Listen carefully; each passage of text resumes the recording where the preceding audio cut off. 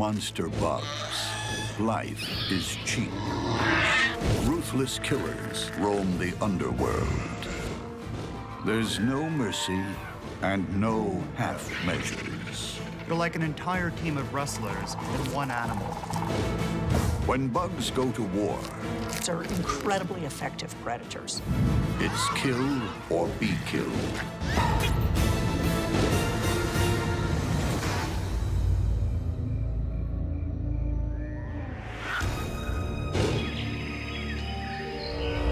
Beneath a verdant rainforest canopy, there's a hidden world, a bug's world. In truth, it's more like a collection of warlike nations, each ready to defend its territory against any invader. What happens when a deadly tree scorpion invades a green ant kingdom? It's a call to arms, to defend the empire.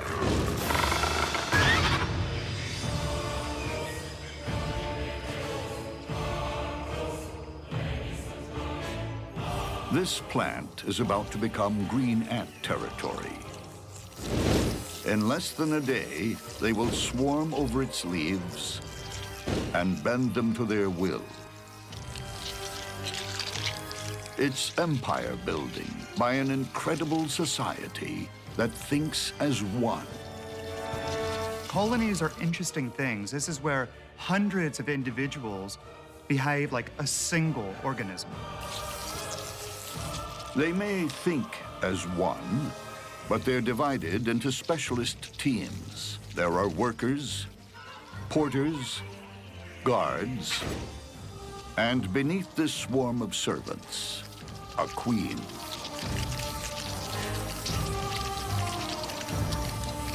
In an ant colony, the queen is by far the most valuable thing.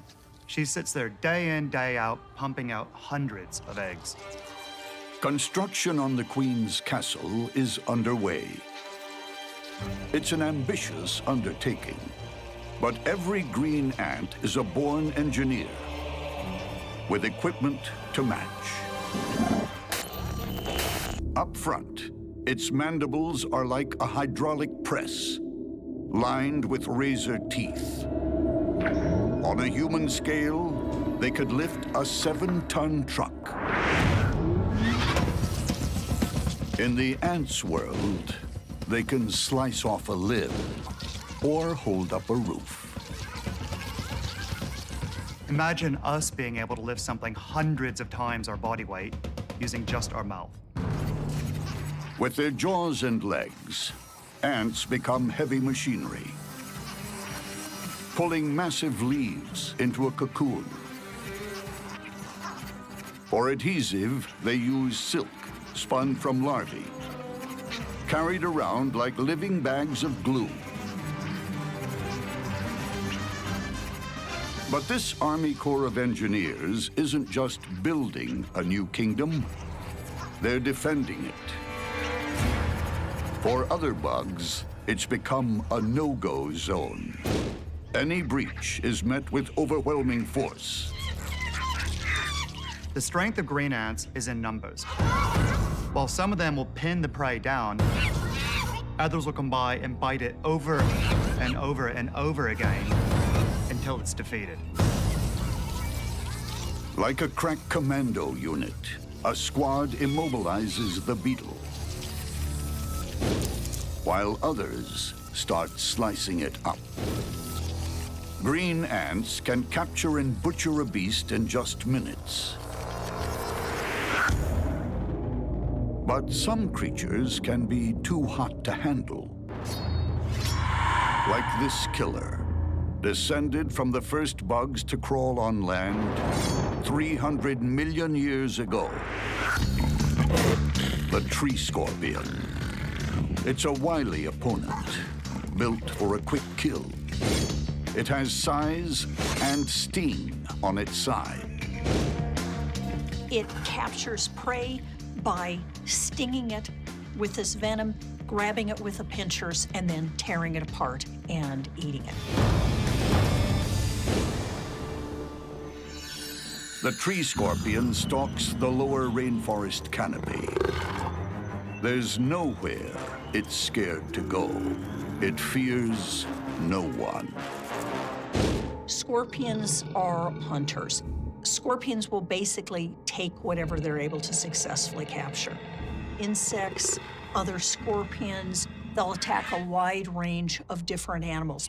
Insects, spiders, but also one of the things that's most notable about scorpions is that scorpions are major predators on other scorpions. In fact, scorpions may be the most important predator on other scorpions.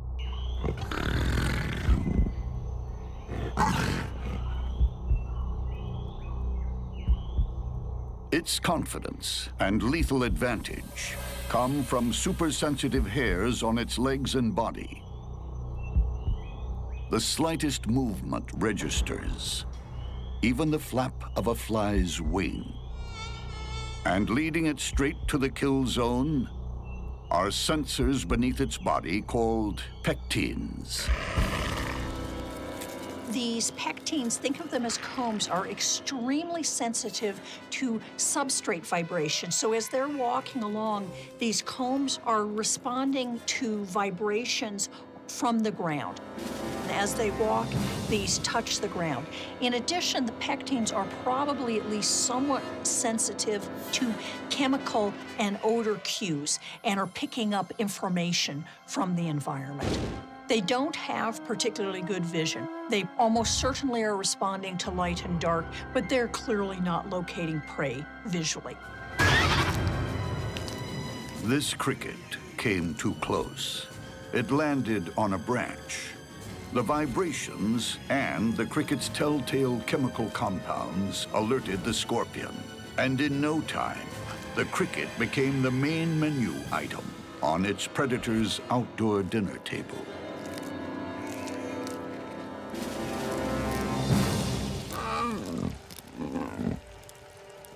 The tree scorpion has bizarre table manners. Its mouth has claws.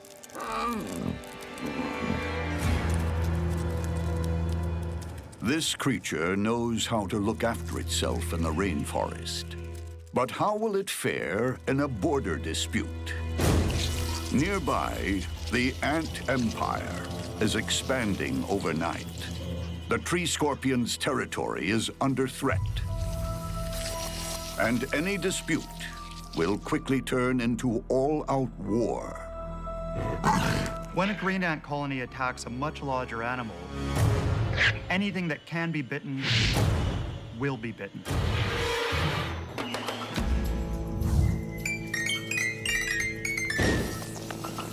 When green ants invade your territory, they don't negotiate. They simply arrive in their thousands and start building an empire. There's no diplomacy, no discussion. They owe allegiance only to their queen. Green ants are extremely territorial. They will protect their queen at all costs.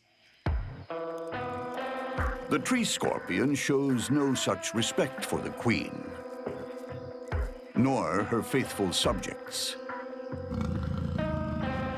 It's been spotted by a lone scout.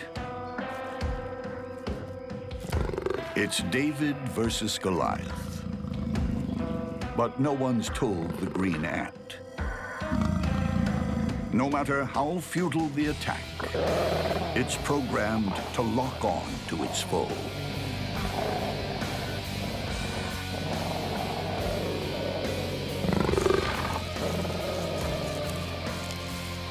The scout is easily dispatched, but it has sent out a chemical distress signal.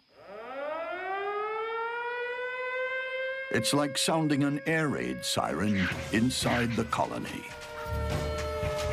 The defensive strategy of the green ants is built all around teamwork, sending out chemical messages that'll bring in lots of ants. You'll have hundreds of them pouring into that one area. The colony mobilizes for war. Soldiers head out to meet the invader.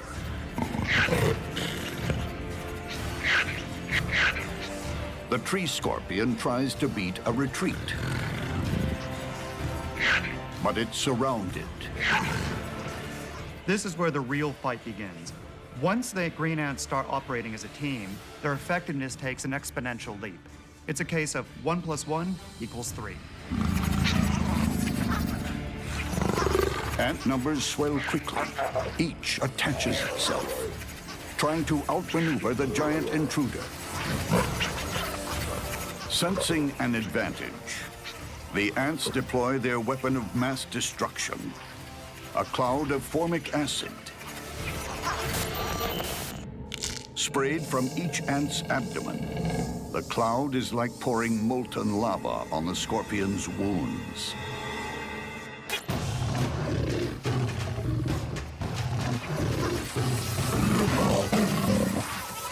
It lashes out, and its victims are piling up. Medic ants deal with the wounded.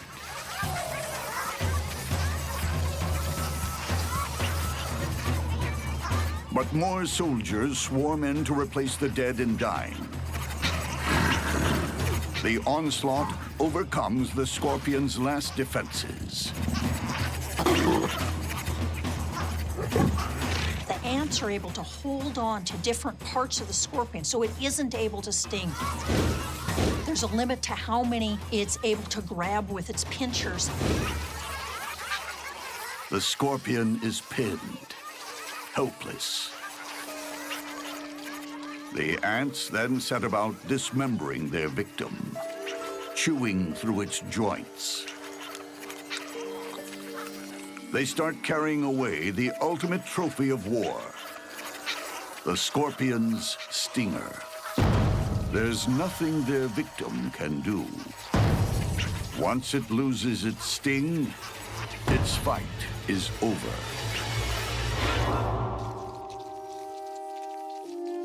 Many ants have made the ultimate sacrifice.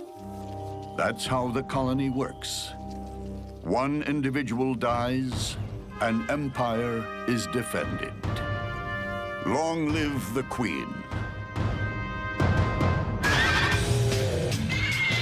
Many bugs lurk in the Shadowlands, hidden places where evil deeds are done in secret. But with so many bugs in the world, they'll never be left alone for long. What happens when a white-tailed spider meets the Shadow World's Cellar spider? Someone will disturb the peace.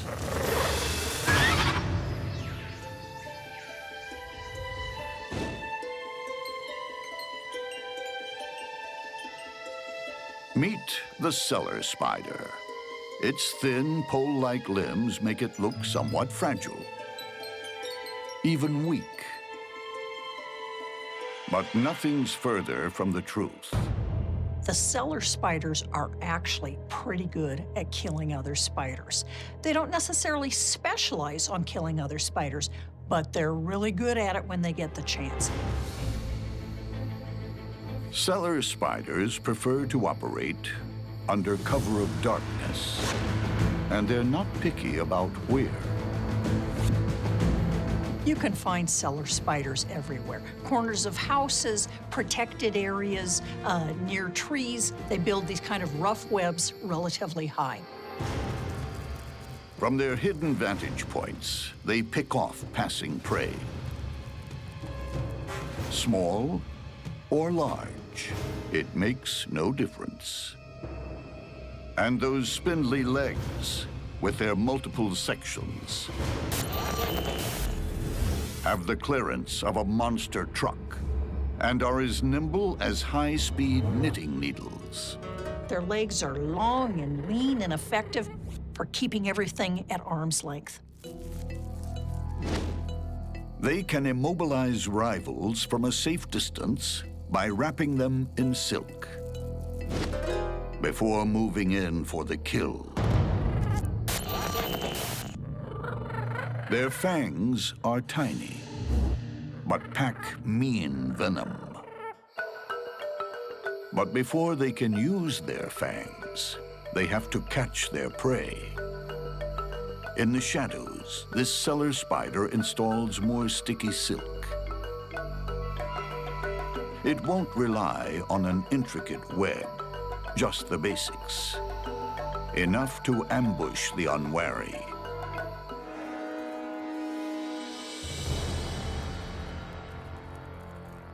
Elsewhere on the rocky outcrop, another spider prepares for action. Compared to the cellar spider, she's a bruiser. The white-tailed spider. The white-tailed spider is a wandering assassin. This deadly stalker lurks in the shadows. The white-tail is a master spider killer. She's 3 times the weight of the cellar spider. In Spiderland, she's a super heavyweight fighter.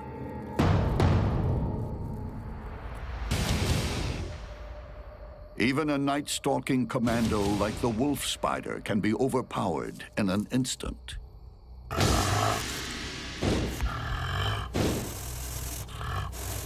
The white-tailed spider's main weapon is surprise. It rushes out of the shadows to deliver a fatal bite. The whitetail pumps digestive juices through her victims, then sucks them dry. Few spiders walk away from the whitetail.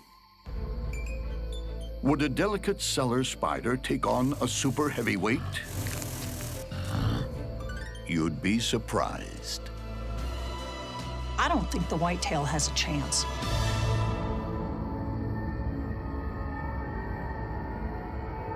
These are the shadowlands of the bug world, hidden places where dirty deeds are done under cover of darkness. This white-tailed spider is looking for an easy kill. She's checking out a rock ledge. That happens to be a cellar spider's home. And the delicate homeowner will defend its territory to the death. No matter how huge the invader. The cellar spider starts a war dance. One of the things that cellar spiders do to avoid being attacked by predators is they swirl on their legs.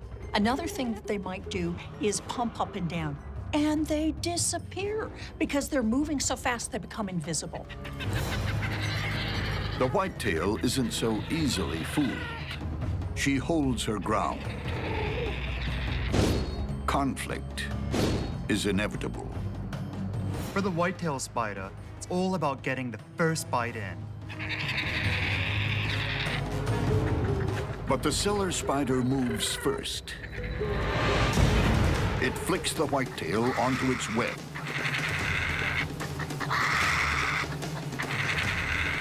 The whitetail tries to regain its footing. But the cellar spider goes into silk-spinning overdrive. From a safe distance, its legs lasso the whitetail 6 times every second. But the whitetail is strong. She keeps breaking free. Cellar spider's silk isn't the strongest, nor stickiest in the spider world, but there's a lot of it.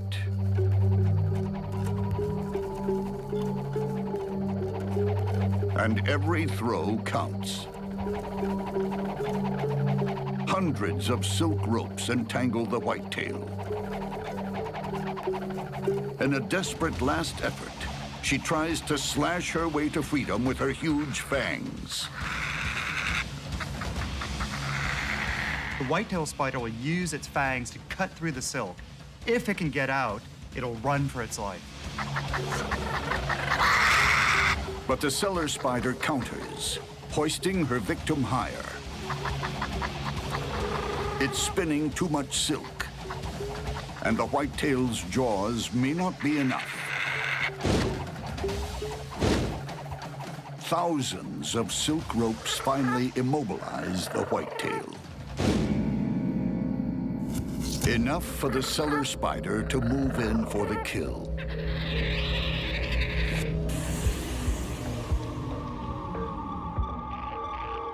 It delivers its deadly payload and leaves the venom to do its work.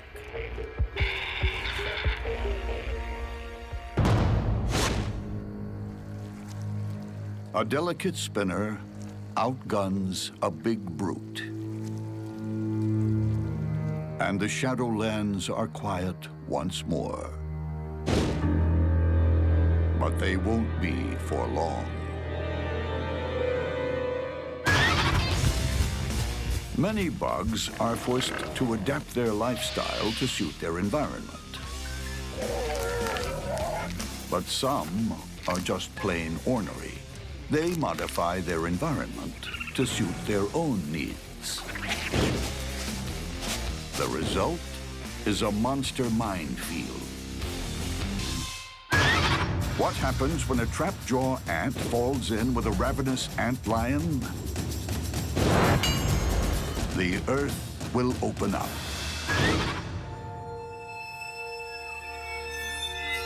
For some creatures, a sandy environment is a problem to be avoided. But for one strange bug, it's the perfect place to set a trap. They're relatively small animals with huge sickle-shaped jaws, and they're really, really good predators.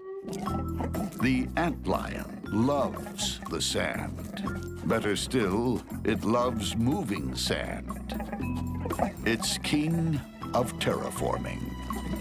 Just a quarter-inch long, it can transform landscapes overnight.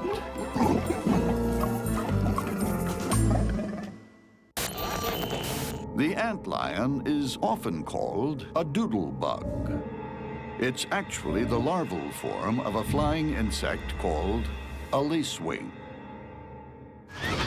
But before it heads for the skies, it's stuck on the ground with a lot of earth moving to do. Burrowing in backwards, the antlion creates a pit by flicking up sand from a central hole. What they're doing is they're gradually digging a cone-shaped pit. Not without reason have they been referred to as devils in the dust. They walk in circles backwards. As they walk in this circle, they're throwing dirt out of the pit that they're digging with their heads. So they're walking backwards, the dirt gets onto their back, and then they flip it out over the back of their head. The walls grow taller until they become a one-way slide of death. Approaching prey might be lucky enough to spot the deadly hole ahead. What they won't see is the antlion, hidden underneath a thin layer of sand below. The antlion burrows itself at the very bottom of this pit with only its jaws out. The antlion is a masterpiece of devious engineering. Victims simply stumble in and never leave.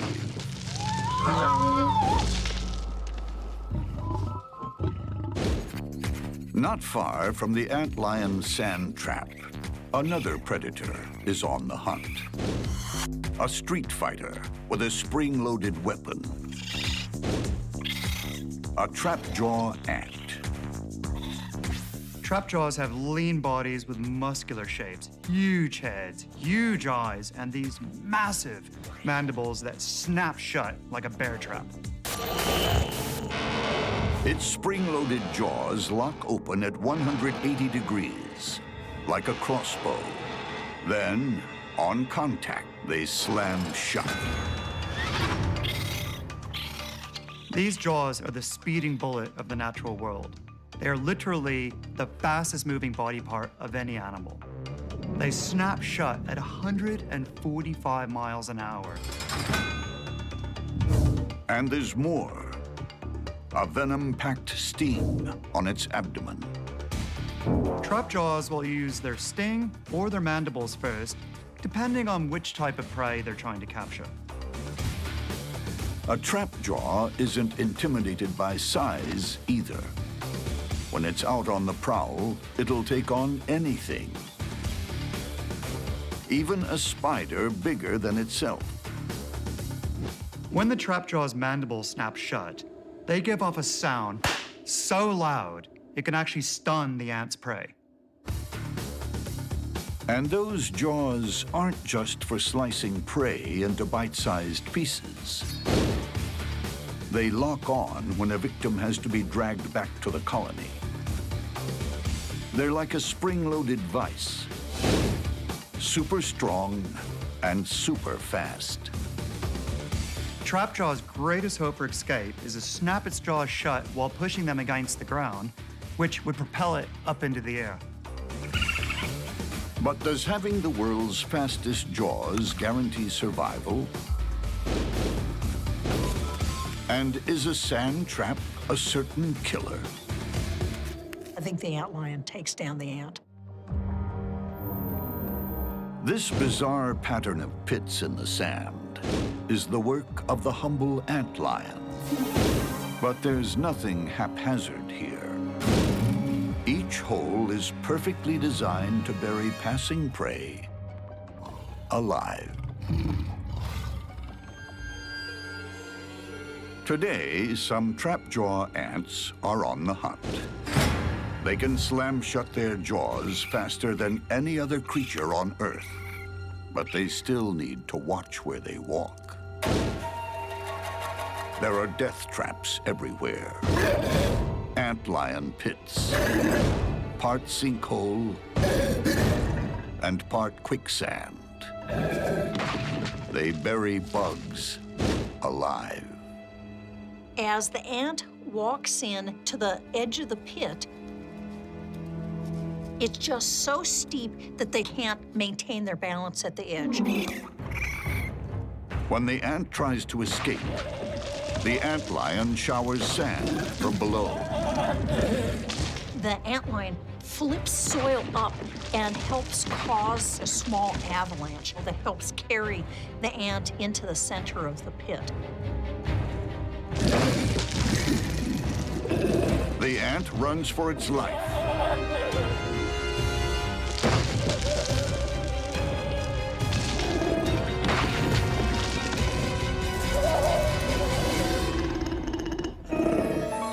It's a lucky escape. But the antlion won't have to wait long for another victim.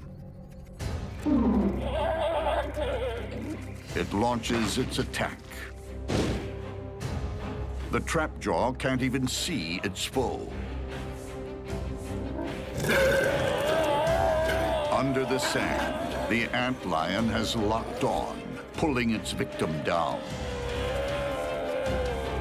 Those huge trap jaws are useless.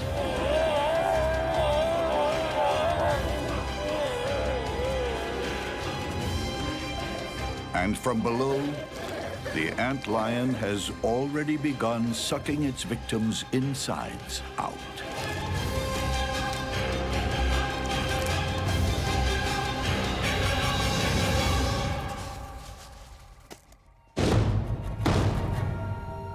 The trapjaw disappears without trace. Sometimes, in a bug's world, the best weapon you can use is the environment itself. And if your weapon can double as a grave, so much the better. In a bug's life, there's little room for social graces. Manners aren't required. And social skills, well, that's left pretty much to the ant crowd. But there comes a time when even the meanest bug needs to accommodate a neighbor. For a short while. What happens when a brown house spider and a redback spider live too close for comfort? the neighborhood will never be the same.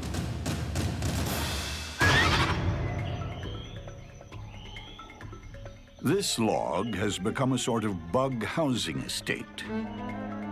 Residents come and go. Visitors drop by, get eaten. Suburban life goes on. Sometimes you'll have several animals sitting in very close proximity to each other, where it's a bit of a standoff. I can kill you, you can kill me, who's gonna make the first move? This redback is tolerating a neighboring brown house spider. They're actually biological cousins, but keep to themselves, even though it's hard to tell whose web is whose. And they'd be aware of each other by vibrations in the web. And so they'd be threatening one another with vibratory threats so that the other spider would know that they were there. But if one of the spiders didn't back off, definitely a situation where conflict might occur. The redback has snared a beetle, 10 times her own weight.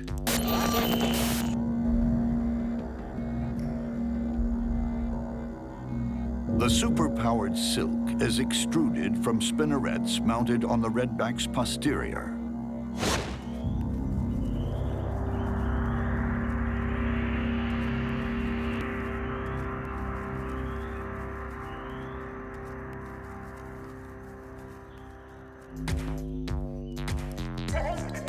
Her web is one of the stickiest and strongest in the spider business.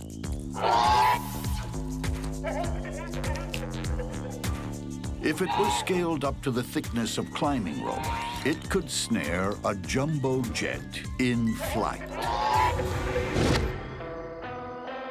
Next door, a brown house spider has her hands full. She's landed a supersized meal with a dangerous kick. Like the redback, she combines a sticky web with fast wrapping.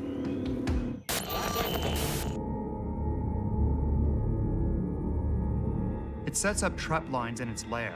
Once detected, it'll drop down and attack with a barrage of silk. Her fangs are small and deliver powerful venom.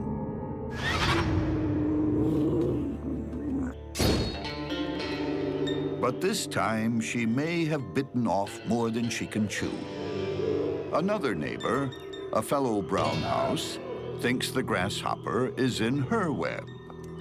It's a neighborhood dispute that's about to turn ugly. You've got spiders, they're eating the same prey and are competing for food in a relatively small space. And at some point, these animals are going to come in conflict. Neither brown house has any intention of backing down. The neighbor moves first and starts a wrapping frenzy. Not only has she lost her meal, the original brown house is now losing her life as she's bound and gagged at her own dinner party. A deadly bite seals the deal. One brown house spider has just killed another one, even though they're the same animal. But this is not unusual in nature. Fratricide or cannibalism is quite common. Just because you're related doesn't mean you're not dinner. But the neighborhood dispute is about to escalate as the redback from next door joins the fray. Given that they're close to one another, this face-off is going to end in the death of one of these spiders. But which one? That's up to chance.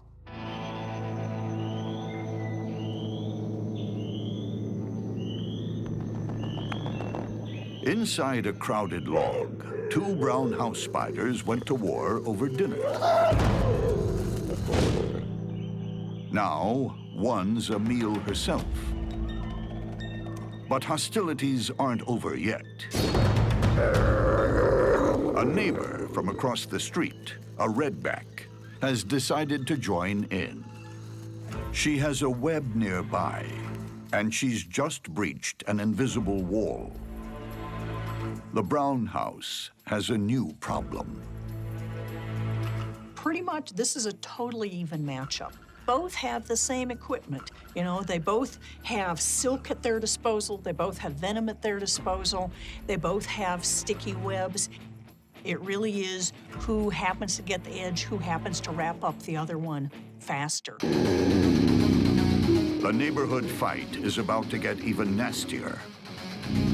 On the world's stickiest tightrope.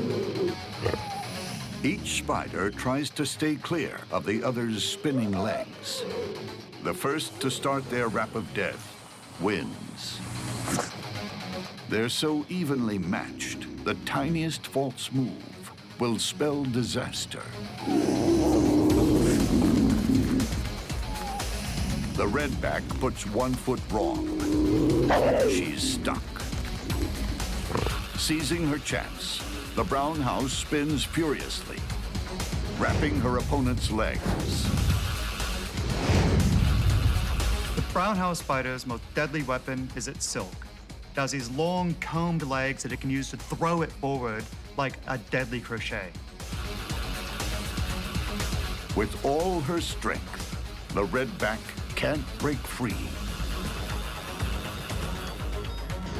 She's cocooned alive.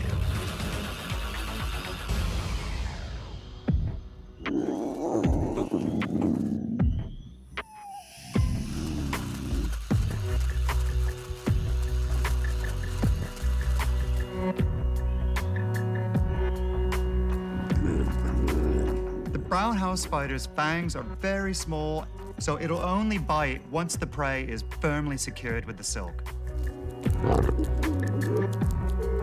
The brown house has already had her appetizer. The redback makes a tasty entree. Now, the neighborhood bruiser sits back and waits for dessert to come by.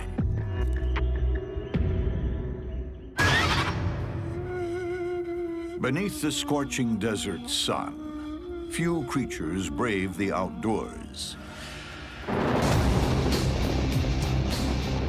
Until the rain comes. Then the desert comes alive with creepy crawlies. What happens when a desert centipede emerges to find a desert trapdoor spider? There will be bloodshed.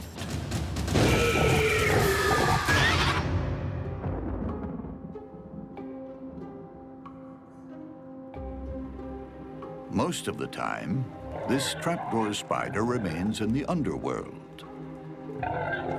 But some rain brings it into the open for a long-awaited drink. It's actually an amazing thing to see because so many animals have been waiting for the rain that you can literally watch animals come running out. And the trapdoor does the same thing, both to drink some extra water, but also just to make sure that her lines extending from the burrow are still in good shape. Trapdoors are home buddies. They're not going to go very far because they're relatively vulnerable away from their burrow. It's a rare outing, and something she's not too comfortable with. Without the advantage of her deep burrow, she's vulnerable to predators.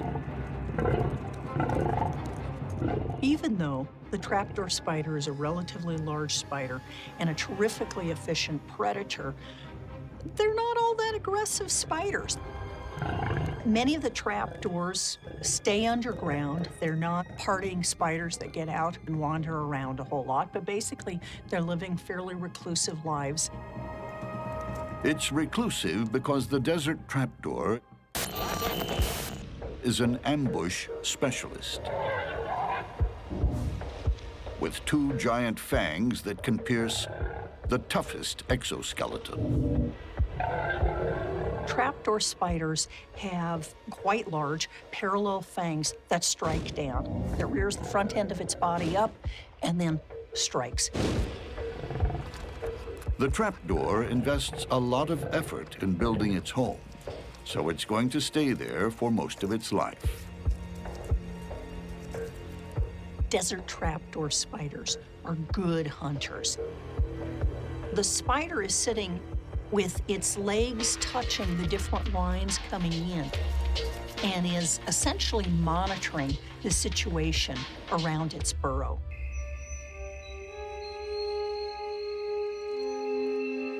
Any passing insect is fair game.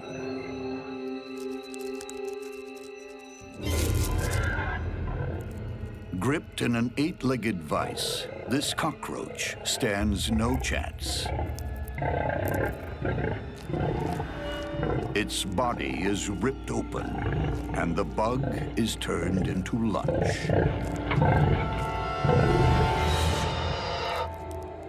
The trapdoor is a formidable killer. But tonight, the rains bring out another. An entire street gang rolled into one. The Desert Centipede.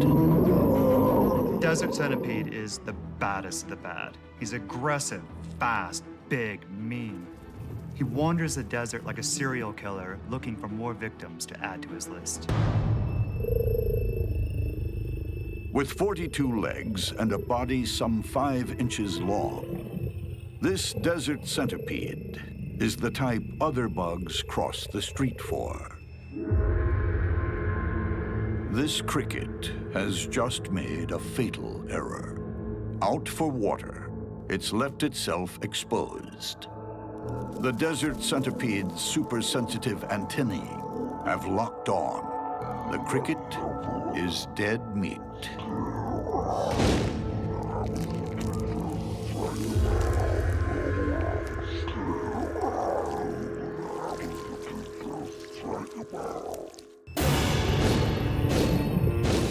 If there were maximum security prisons for bad bugs, this guy would be locked up for life. He's just a natural-born killer.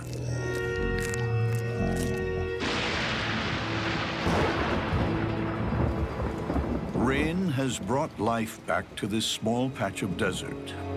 It also brings death.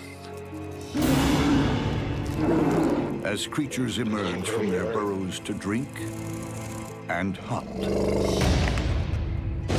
After the rain is rush hour in Bug World. Everyone's out and about.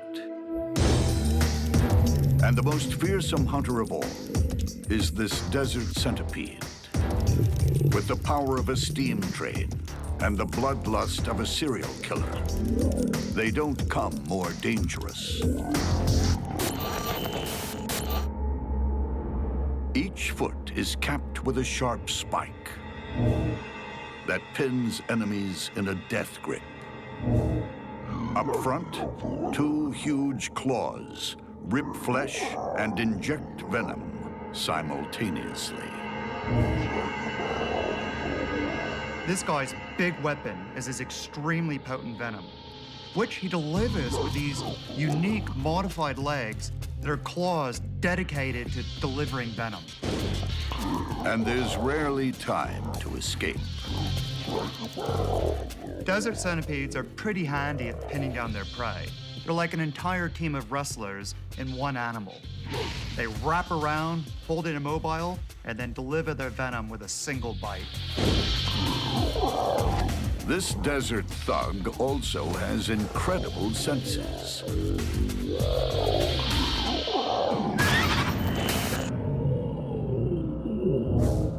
Two huge antennae pick up chemical scent trails.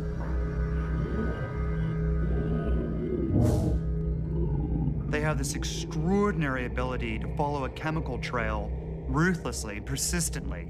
Once they find it, then they attack. Brute strength, vice grip, smashing claws, deadly venom. it's unstoppable. Or is it? Will the desert trapdoor spider withstand an all-out assault? It's showdown time.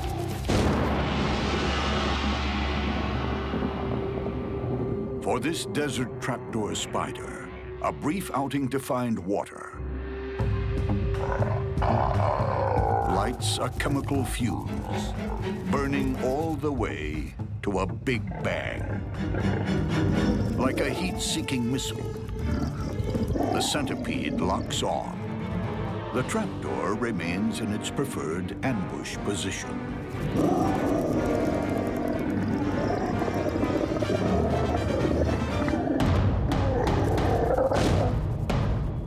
If the Centipede needs to dig a prey out, it'll use its venom claws as pickaxe to hoe in on its prey. The Centipede dives headfirst into the burrow.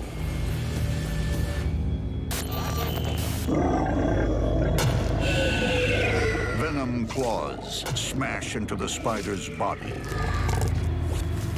The Centipede pulls its victim out of the burrow so it can't escape. The potent venom has taken its toll.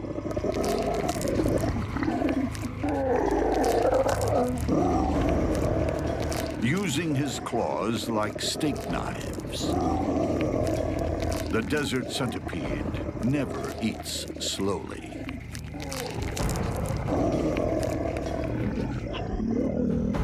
The Centipede leaves behind this mashed pulp. Very characteristic. A forensic team came by and looked at this crime scene. By this form of evidence, they would know, without a doubt, a centipede killed here. Soon, the sun will be out again, and a serial killer returns to the underworld.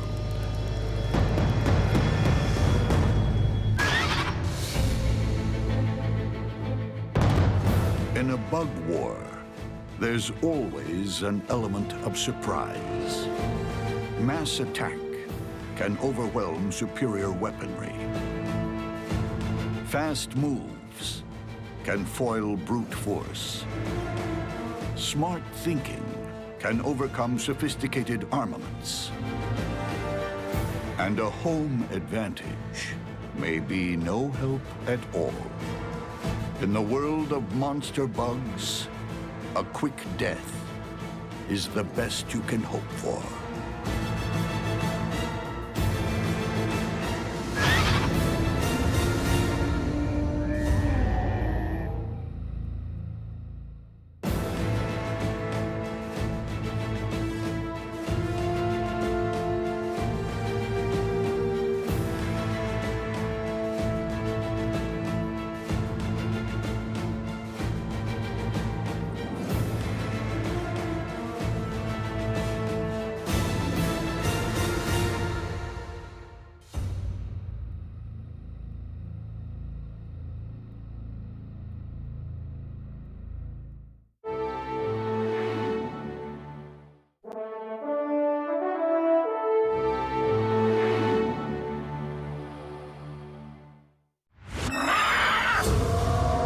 In a monster bug war,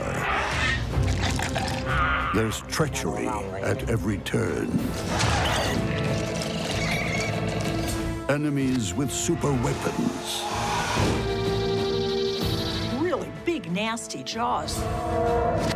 Foes with superpowers. They just leap onto it and sink the fangs in.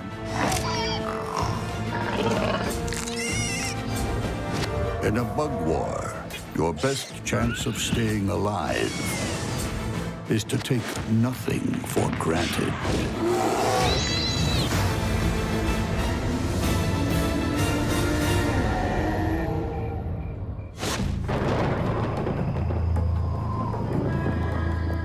In myths, magical forests are filled with shape-shifting monsters.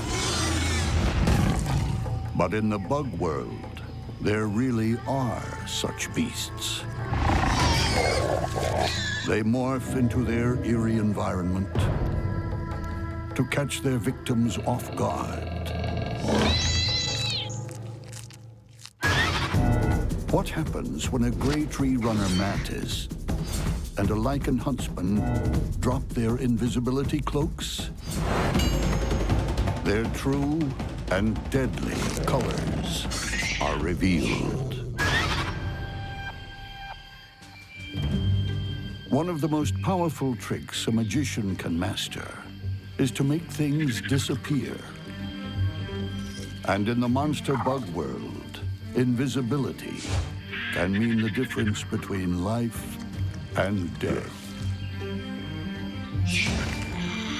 Camouflage is probably the most important form of defense in the bug world, even for really capable fighters like Mantis. Once your foes spot you, you have a good chance of being injured or even killed. They can't see you, they can't hurt you. The gray tree runner mantis has perfected the art of blending in. It moves about the forest like a shadow. This guy is like a ninja who can slip through the enemy territory without being seen, and then launches lightning-fast attack, catching the prey totally unaware. Even the mantis's massive compound eyes are striped, so their enemies can't see them in the trees. Made from hundreds of tiny units called omatidia, they're among the sharpest binoculars in the insect world. Detecting prey where others only see shadows. The size of the gray tree runner's eyes gives a great indication of how important they are. They can spot things that other bugs would have no chance of seeing. The mantis hits its target with pinpoint accuracy.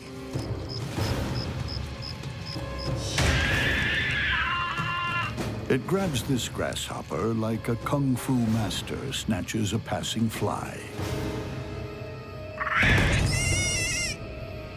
But holding it down is a bigger challenge. The grasshopper's legs bristle with spikes. One well-placed kick could deliver a permanent KO. But the mantis has raptorial legs. Once you're trapped, there's little chance of escape. The raptorial legs of all mantises are extremely efficient weapons, even on small species like the gray tree runner. Once they've spiked their prey, they hold onto it while the mandibles start inflicting the serious wounds. Imprisoned, the grasshopper pays the ultimate price. It's eaten alive. There's no mercy in this forest. Not even for the mantis. There are other invisible eyes watching it.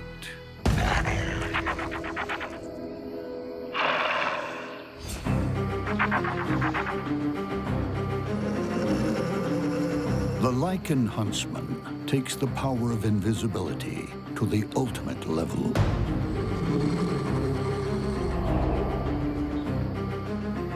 The lichen huntsman's ability to hide out in the open gives it a real predatory advantage. If the mantis is like a forest shadow, then this spider is like the ghostly phantom of the underworld. She could be anywhere, anytime, and you'd never know. They're relatively flat spiders that pin themselves against the bark of trees. They've got lots of hairs on their legs that make them blend into the background. They're almost impossible to find. Those clusters of hair not only camouflage, they double as motion detectors or unwitting passers-by. If all else fails, there's her all-seeing eyes.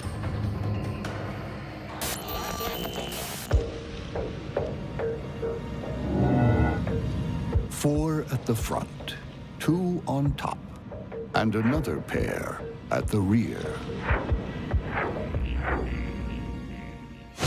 Poised in the perfect ambush position, body flattened, head hidden, she has 360-degree vision. At the first sight of prey, the phantom morphs from ghost to demon.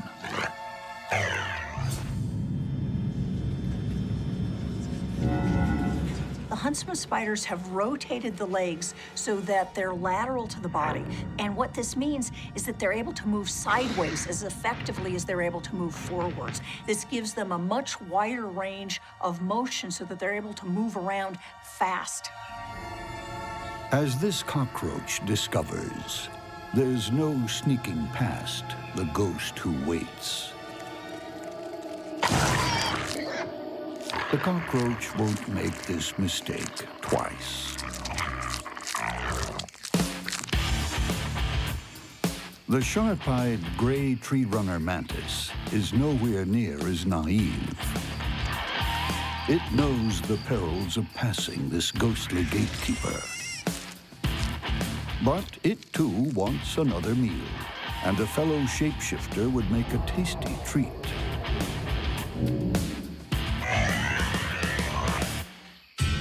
The gray tree runner mantis is a stealthy killer in a camouflage suit. It springs from nowhere to snatch its prey and eat it alive. Then disappears back into the forest like a shapeshifter. It's not the only ghostly shadow in the forest. The lichen Huntsman also has extraordinary powers of invisibility. So when two masters of camouflage come face to face, conflict is inevitable.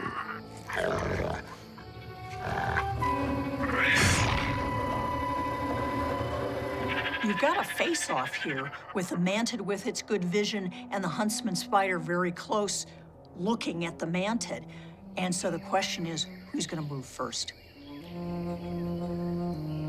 It's a poker game where it's high stakes, life or death. Just inches away from its opponent, the mantis tries to bluff with the ultimate poker face. The mantis certainly isn't behaving like he's scared. He's almost mocking the spider, saying they're just grooming himself, like, I'm not even concerned about you at all. He's probably relying on his speed to run away if things get a little bit too much. But the spider's not fooled.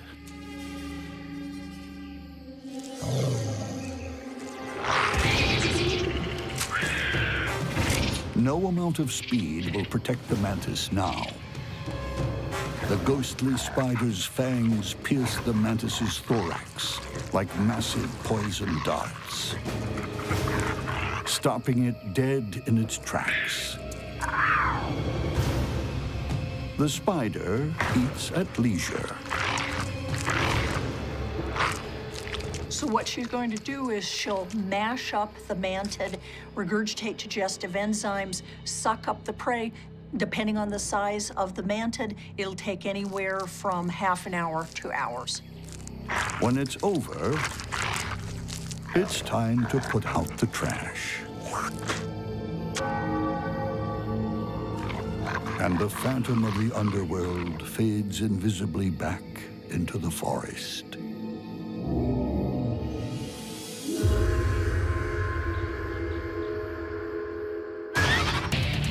In the dead of night, the forest is a dangerous place. It's crawling with cold-blooded killers. And sometimes the difference between life and death all comes down to making one wrong move. What happens when a destructive Katy clashes with a tense spider? The home ground advantage may not be enough. From a distance, it looks like a misty cloud in a rainforest canopy. Don't be deceived. Enter this gossamer nightmare, and you're on a guaranteed journey through hell. It's the hunting ground of the tent spider. And worse still, where there's one tent spider, there are hundreds. Tent spiders live in groups. Each spider has its own web, but it's connected by frame lines. And the big advantage of this is that they're able to feel vibrations throughout the colony. This is particularly helpful if a potential predator comes through. Less than 1% of all the spider species in the world live in groups of any sort, and these are known as social spiders. This particular spider lives in colonies of anywhere from 5 up to hundreds of webs, with the frame lines between the webs connected. Like a cooperative fishing fleet, with all its nets linked together. The trap is so vast, so complex, escape is unlikely. Tent spiders have unusual webs. Instead of vertically oriented flat orb webs, their web is horizontally oriented. It's got a peak so that it is essentially a three-dimensional tent. Insects that fly in get knocked down and fall onto the web.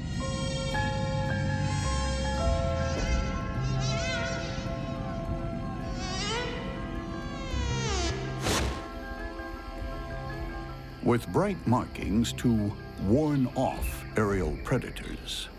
These spiders hang out at the very top of their own personal tents, upside down and waiting for company. Tent spiders, like other orb weavers, have 3 claws on the ends of their feet. In between the claws, they have kind of an oily gland. Although they have the 8 legs, they're just barely touching their silk. The special oil keeps tent spiders from sticking to their own web.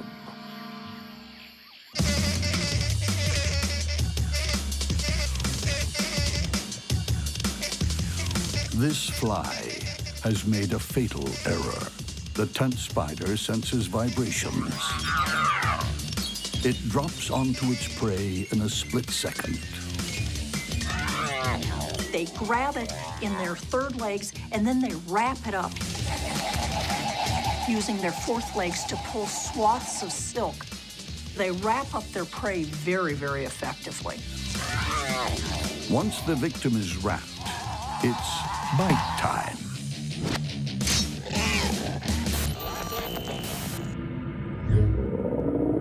Behind feelers called pedipalps are menacing fangs that curve inwards to pierce and rip their prey.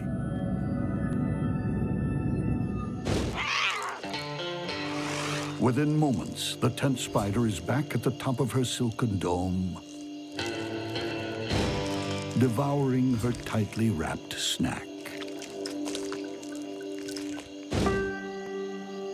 Just yards away, also prowling for a snack, another equally terrifying rainforest fighter. The destructive Katy.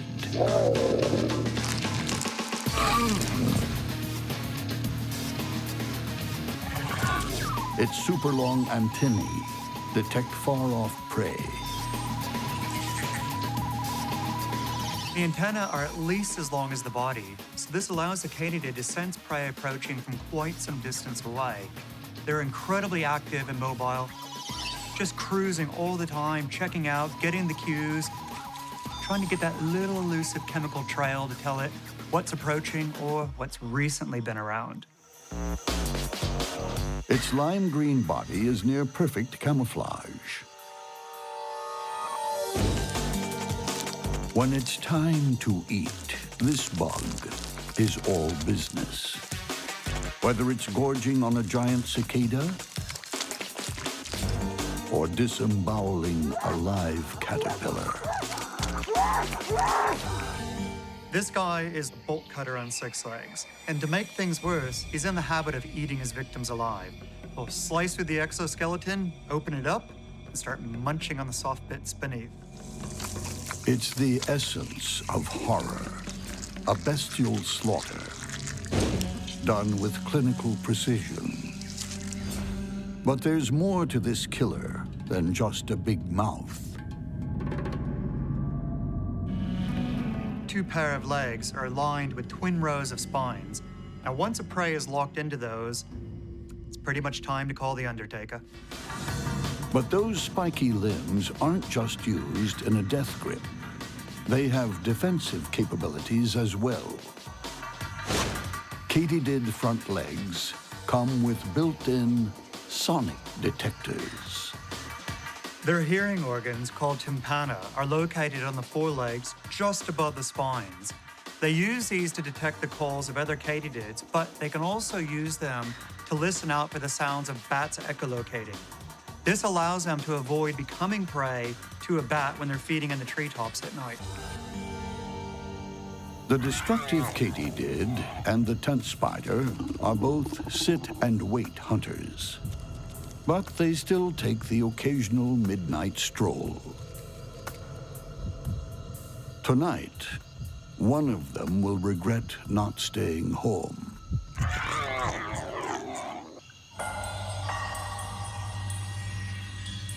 Strung across the rainforest canopy is a silken cloud of death. For anything that enters, there's no guaranteed escape. The spiders will attack any prey that's small enough for it to handle.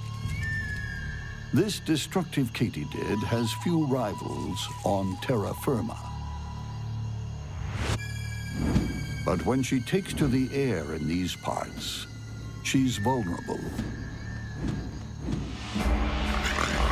The tent spiders have lousy vision, but they are incredibly sensitive to vibrations. And so they're very, very responsive to airborne vibrations and vibrations in their silk. The katydid's unplanned landing is met by a barrage of legs and spider silk. They wrestle frantically. As long as the katydid is stuck in the web, it is at great risk of becoming prey to the tent spider. It needs to cut its way out, and fast. If those jaws do break free, the fight could turn in an instant. This katydid has really big, nasty jaws that could totally do in this spider. It's important to the spider to keep that katydid as far away as it possibly can from its body while still entangling it further or wrapping it up further in silk. The katydid tries to kick through the silk with its sturdy hind legs. It snips at the web. It's really a race against time. It can easily cut itself out of the web. That's not the problem. The problem is, can it do it before it's attacked by the spider and pumped full of venom? The spider must move fast. What it needs to do is it needs to get in there, bite the katydid, and pump as much venom as it can in there, but still make sure that that katydid can't bite it. The tent spider makes its move.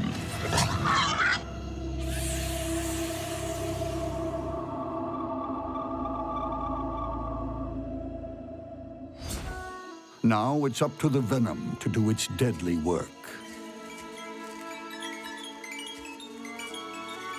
Even as it begins shutting him down, the katydid continues to fight.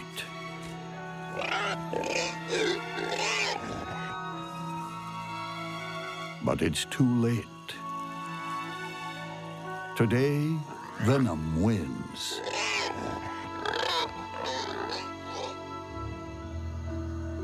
and the silken cloud of death claims another victim.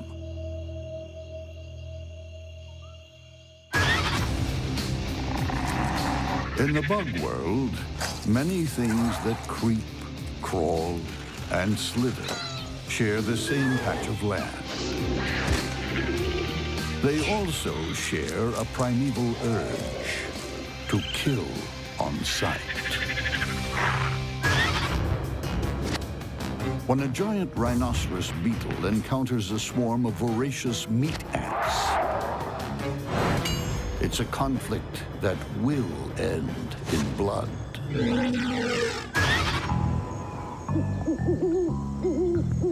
Rhinoceros beetles are like tanks on the bug battlefield. They're among the biggest of all the beetles, titans of the bug world. Rhinoceros beetles aren't misnamed. They're big, they're kind of clumsy, but they have a thick, heavy, sclerotized exoskeleton that is incredibly hard to pierce. It covers most of their body, and the rhinoceros beetles are awesomely strong.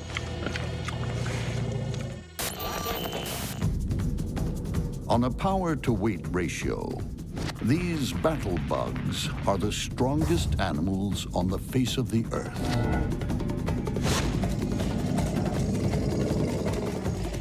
It's estimated that a rhinoceros beetle is able to push or carry as much as 850 times its body weight. We're talking that a human could lift as much as 65 tons. This is a crazy heavy amount that this rhinoceros beetle is able to carry. For all its brute force, this monster mostly eats rotting fruit, which provides all the fuel it needs to wrestle a rival. The males and the males alone have these big horn-like structures that act like levers. Each male has two forked horns, one on the head, the other on the top of the prothorax. As a weapon, they work like a pair of sharp tongs to catch and dispatch an opponent. When two males come to blows, the reason is always the same. They both want the turf and the ladies. If he's got a pile of rotting fruit near a log, he'll try to defend this spot and hope that females come in. The male uses his horns as a lever and is able to flip other males off the log.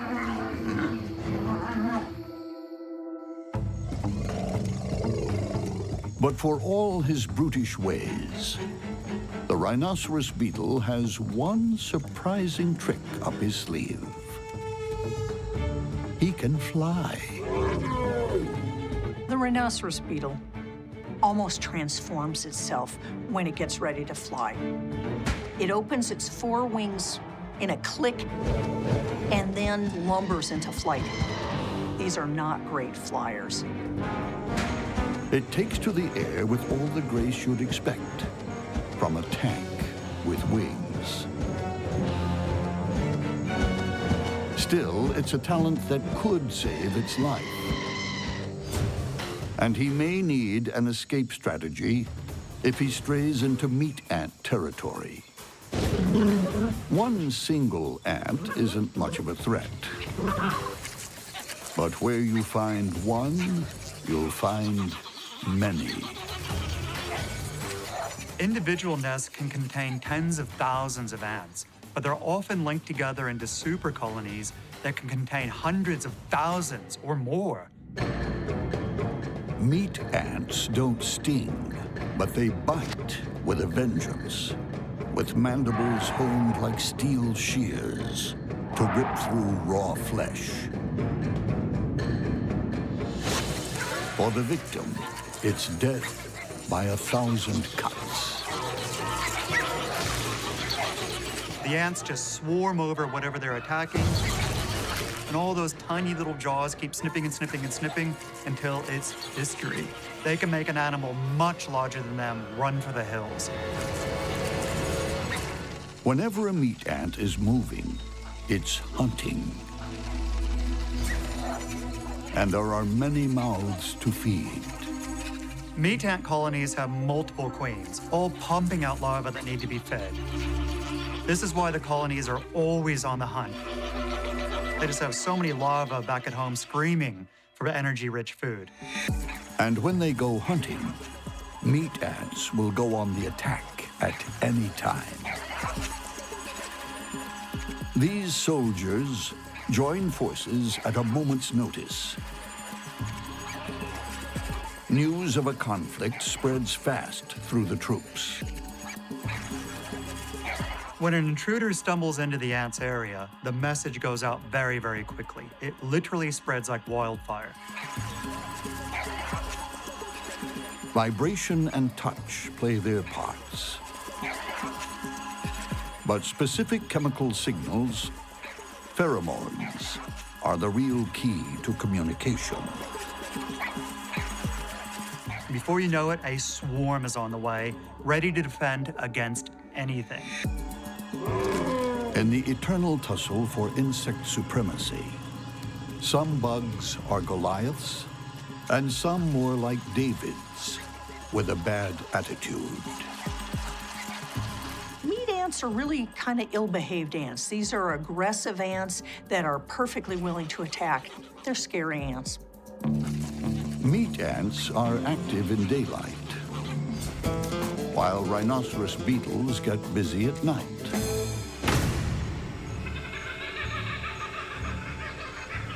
But there's sometimes a crossover hour.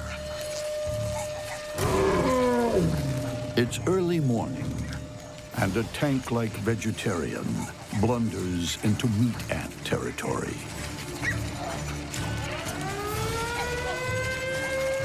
The alarm goes out through the colony.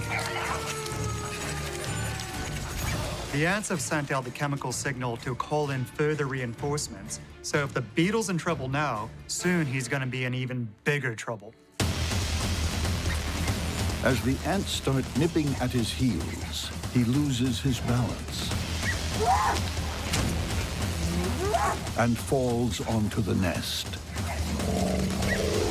The beetle's best defense is its impenetrable armor. Really, the only places where these ants are going to be able to get in and bite at the rhinoceros beetle effectively is at its joints.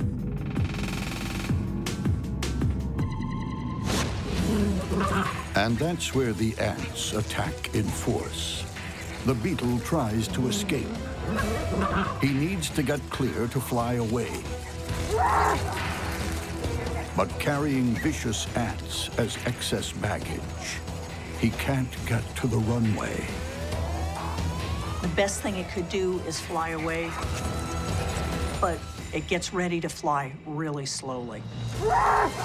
The ants dig deeper now. They crawl inside the skin of their prey, spraying formic acid. Savagely and relentlessly, dozens of mandibles are biting the beetle to death. At this point, the beetle's armor is useless. The ants are going to crawl into every crevice they can and bite him into oblivion. In this battle, size becomes a disadvantage. A lumbering armored tank is no match for armor-piercing infantry.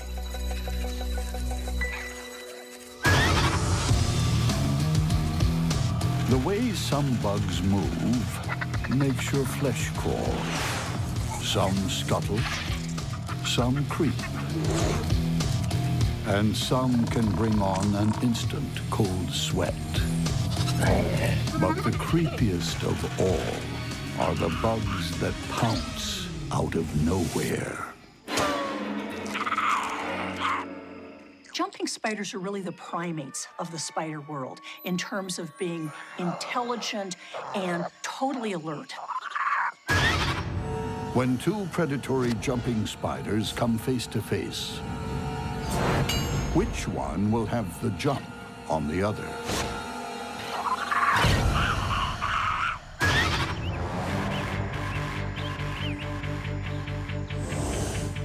In the Battle of the Leaping Assassins, the long-jawed jumping spider is armed to the teeth. The long-jawed jumping spider is in many regards a fairly typical jumping spider.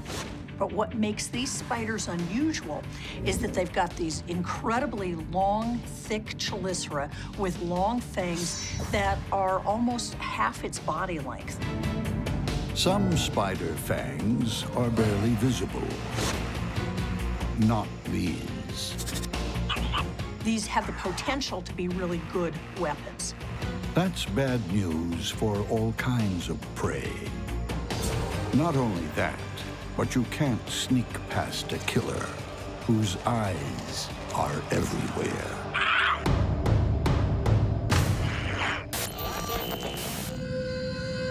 Jumping spiders have incredible vision. They've moved a number of the eyes back on their carapace so that effectively jumping spiders have 360-degree vision. Those two huge eyes, front and center, sense contrast, colors, even ultraviolet light. While the other 6 eyes keep a lookout for lunch in their own way. The eyes on the side are doing something very different. These eyes are exquisitely attuned to motion. And so they've got this combination of contrast and motion, which makes them highly effective eyes. And the tiniest motion draws their attention. This smaller spider is already a marked bug. But the long-jawed jumping spider needs all of its visual acuity to make the kill.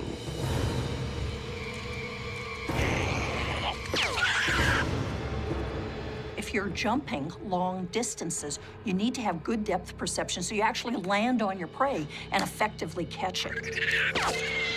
Death comes in an instant, as those elongated fangs skewer the prey. With brains and brawn, the long-jawed jumping spider is more than a match for most bugs its size. But how will it fare when its opponent shares exactly the same talents? Now, the issue here is that we've got jumping spider against jumping spider. The green jumping spider has all the skills and all the smarts of the long jaw. In the eyes of some, she's also the supermodel of the spider world.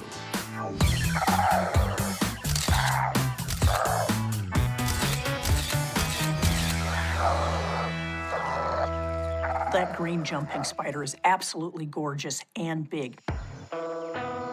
In the minuscule world of jumping spiders, big is a relative term. The body is compact and the legs short. The perfect build for a spider that leaps onto its prey.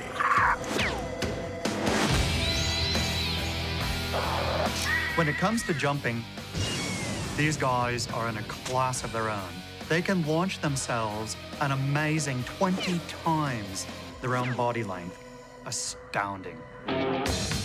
And if that long jump happens to miss the mark, she has a safety line.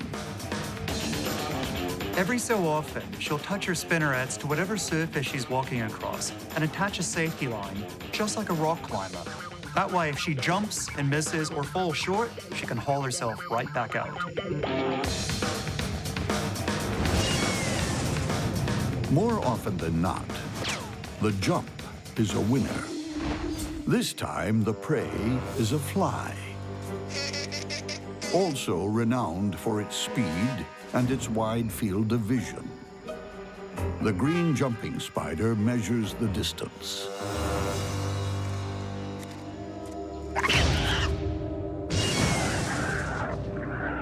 The key to the kill is securing the victim as quickly as possible. The two front pair of legs are quite well developed, and they have these large spine-like hairs on them. It's like nature gave them a cute little face, but then gave them these mean legs to give a little bit of street cred.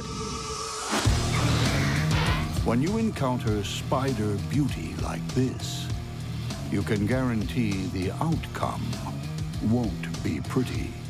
Both of them have same capabilities, except the long-jawed spider has much, much longer fangs than the other spider.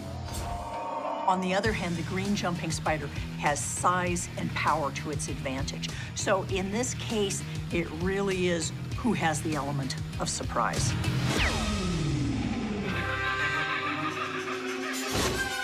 When two species of jumping spider target each other, it's anyone's guess as to which one will lose and which one will live to leap again. It's a close match. The long jaw might have bigger fangs, but, you know, size isn't everything. Then again, sheer body bulk might win the day. Both the spiders have fairly similar intellectual and visual capabilities, but one has a huge size advantage. And for what it's worth, the bigger green gorgeous assassin is a female, while the long jaw is a male. It's a battle of the species and the sexes, as the two jumping spiders get too close for comfort. The first one who sinks the fangs in wins. Jumping spider venom is really quite potent, very, very fast acting. The larger green jumping spider makes the first move. It's a Mexican standoff. Who will blink first? The long jaw plays safe, but the green beauty isn't giving up. The key in this entire battle is whoever catches the other spider first is going to win. She stalks her opponent.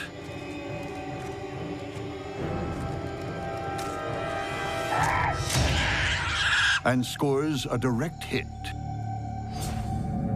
Her fangs might be small, but they drip with deadly venom. These guys have a really fast-acting venom. The long jaw's legs have already started to curl up. A sure sign it's about to pass its use-by date. As the long jaw discovered to his dismay, the supermodel is more than just a pretty face. Looks can kill. Of the world's 40,000 different spider species, only one is known to be a vegetarian. That means, in a spider's world, getting a square meal almost always means murder. When two master huntsmen go head-to-head, it's never a case of meet and greet. It's catch and kill. Like cage fighters, spiders may be known by their nicknames. This one goes by the initials GBH.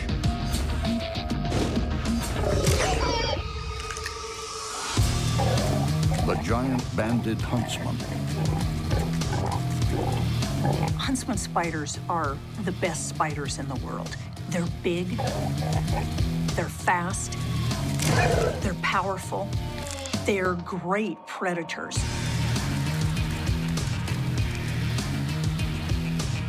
Those long legs give the huntsman a formidable reach advantage. We're talking probably on the order of 6 inches across, and they can get larger than this. These are big, fast spiders. This killer is a lowrider. Its specially designed legs let it hug the ground, so it keeps a low profile. Unlike other spiders whose leg joints hinge downward, the huntsman's legs hinge sideways. This means they can lie flat as a pancake. They can also move sideways, so she can jump in any direction.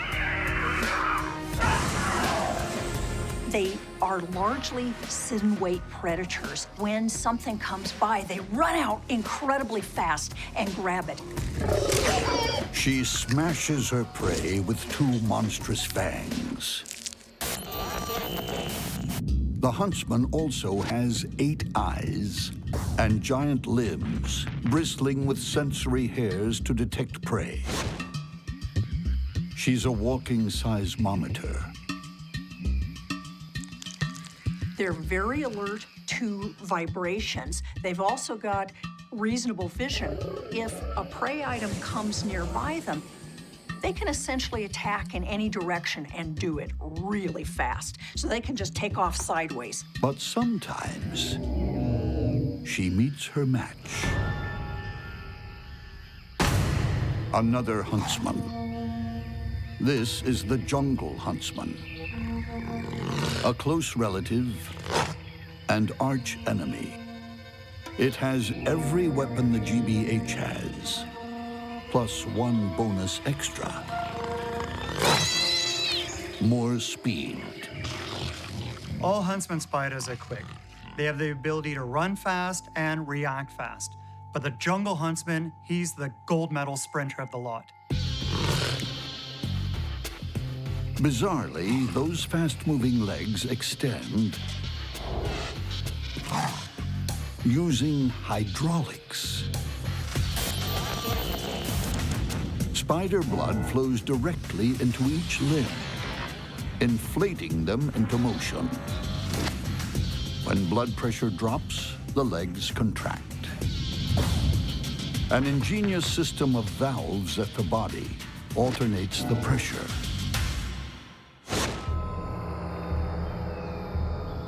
So how do these 2 hydraulic hunters fare when they run into each other in the forest? It's an even match. You've got 2 really fast spiders, but the giant banded huntsman is bigger and stronger. The jungle huntsman has speed and stealth to its advantage. This is a really tough fight to call. Both are very competent fighters. Could go either way. In the rainforest, there are so many bugs. You're bound to run into your doppelganger sometime. Like these 2 huntsman spiders. Huntsman spiders are good predators. Like other spiders, they're basically willing to take almost anything they can get. One of the other things they're perfectly willing to go after are other huntsman spiders. The giant banded huntsman is lying in wait. It's on a hair trigger to strike. This jungle huntsman is also looking for a meal. But there's a problem. They're occupying the same diner, and neither one wants to share. There aren't any fancy tricks to the way these spiders catch their prey. For them, it's all about speed and agility. Quite simply, they just leap onto it and sink the fangs in. The jungle huntsman goes for a speedy sidestep. But the GBH moves even faster.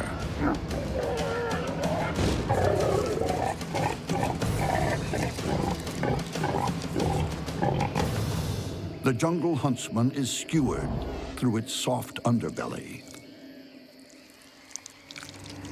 Fangs like eagle's talons rip into its body again and again.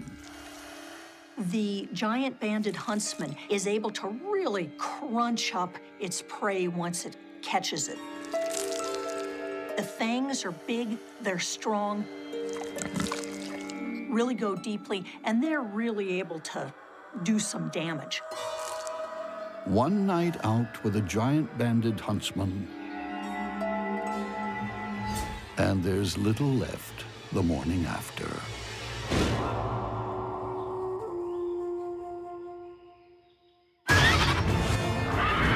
Winning a bug war is often the triumph of finesse over firepower. A finely woven web can neutralize fearsome armaments. Maneuverability can outflank a fast-moving foe. Well-organized infantry can overcome impenetrable armor.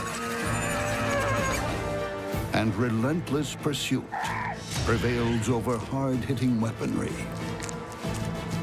When you're fighting a bug war, it's the things you don't see that kill you.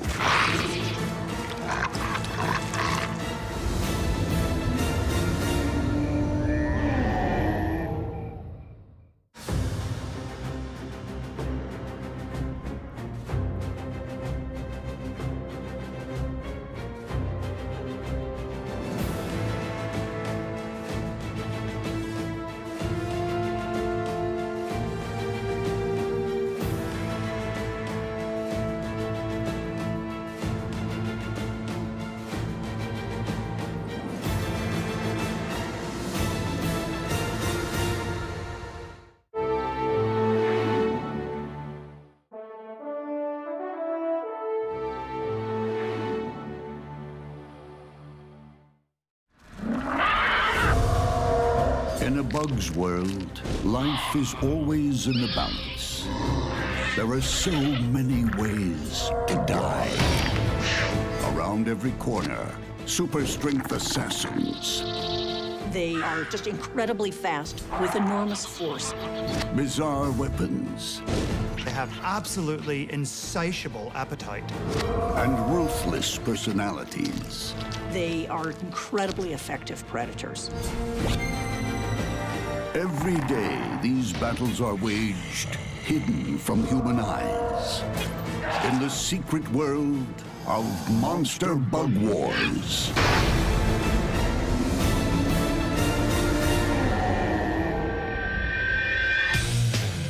The rainforest, rich, beautiful, frightening. Monsters live here, hiding in the darkest, dankest corners. They're the stuff of nightmares. When a giant rainforest mantis confronts a spiny leaf insect, it's a monster battle.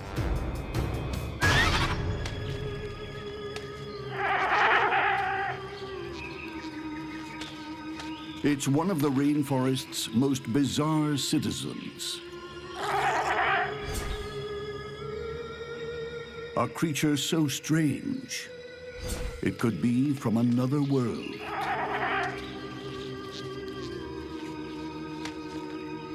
In the bug world, spiny leaf insects are giants, growing up to 5 inches long. They're not only big, they're ugly. Spiny leaf insect wants to avoid a fight. Its first defense is the fact that it looks like a leaf. If a predator does get past the camouflage and detect a spiny leaf insect, it'll then rely on its behavior to try to scare off a predator by making itself look big and mean and horrible, like some sort of alien predator from another planet. Nature often saves scariness for the vegetarians. You see, they need to deter their predators rather than fight them. Although it looks like some kind of battle bot, the creature isn't naturally aggressive. Its heavy armor and razor spikes are for defense. An almost impenetrable shield. And if a predator does try to take a bite, it'll get a mouthful of those spikes. The spiny leaf insect also keeps a secret weapon. If threatened, the spiny leaf insect will resort to chemical warfare. It has glands that'll squirt out this colorless but extremely stinky liquid that'll deter most predators. A stinking, ugly, spiky giant should be left alone. But in the rainforest, there's one creature who's not so easily deterred. It's an evolutionary success story. The giant rainforest mantis. A strong-arm assassin and stealthy ninja rolled into one. Mantids need to eat all the time, so they're very hungry. They're looking for prey all the time. They're on duty all day long. Turns out that they're one of the top rainforest predators. It's the T-Rex of the bug world. With a powerful stance and lethal forearms. Spikes and lightning-fast grappling hooks ensure nothing escapes. The strike can happen anywhere from 30 to 50 thousandths of a second. So this is like 1/20th of a blink of an eye.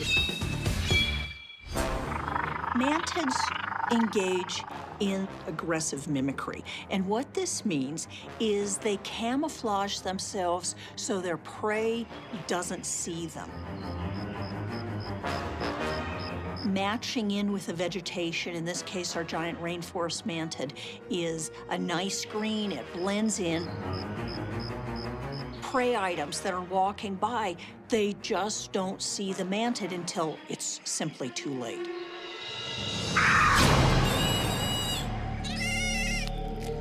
This hapless grasshopper never stood a chance. There's one more thing about the giant rainforest mantis.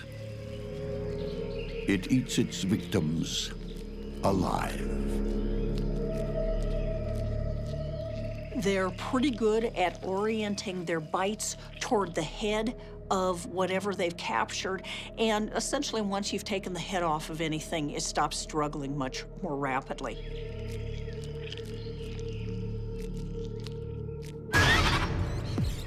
The best defense against the mantis is to avoid it at all costs. But that's not always easy. This spiny leaf insect is out looking for a leafy meal. Unaware, it's venturing into giant rainforest mantis territory. The spiny leaf insect is a browser. It's a vegetarian. Think of it basically as the cow of the insect world. Just spends most of the day hanging out in the tree, chewing on the leaves, minding its own business.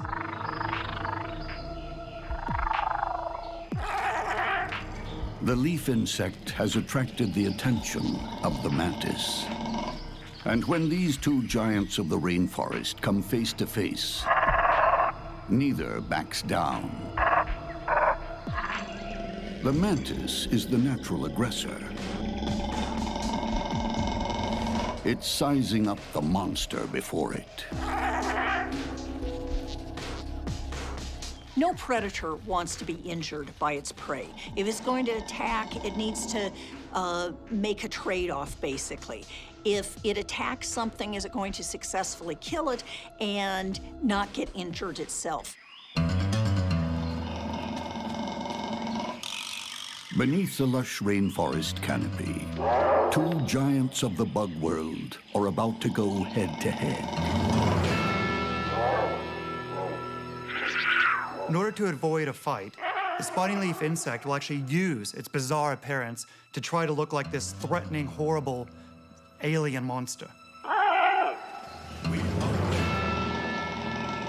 No predator wants to be injured by its prey. So in this case, you've got a really big rainforest mantid, but at the same time, the spiny leaf insect is really quite a large insect. The giant rainforest mantis has weighed the options. It's only a matter of choosing the moment to strike. We will win. But with faith in its heavy armor, the spiny leaf insect pushes gamely forward.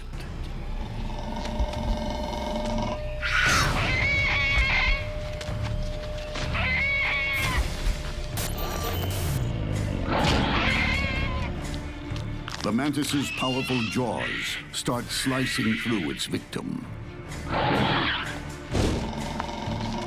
The heavy armor is holding. The spiny leaf insect deploys its chemical weaponry. In a fight, a spiny leaf insect is going to rely on its armor to hold out long enough for it to get away. But it's not very fast. It will, however, keep spraying the chemicals, but unless a predator gets a perfect shot and gets deterred by that, it's only a matter of time until it's dinner. The spiny leaf insect has to break free soon, before it's devoured. Breaching the armor, the more the mantis eats, the less its victim can fight. It's a race through the first course.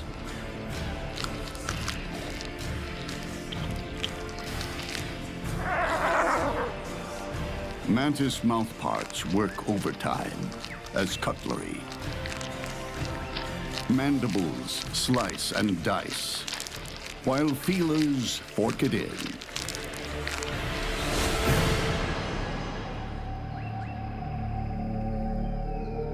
Another life ends in the rainforest. What the mantis can't eat, others will. The giant mantis is happy to share now. It's full. And there's a mess to clean up. In the miniature world of monster bugs, lifespans can last just weeks, perhaps days, even hours. Death lies around every corner, and strength is no protection. What happens when a powerful bull ant comes face to face with a redback spider? Only one will live another day.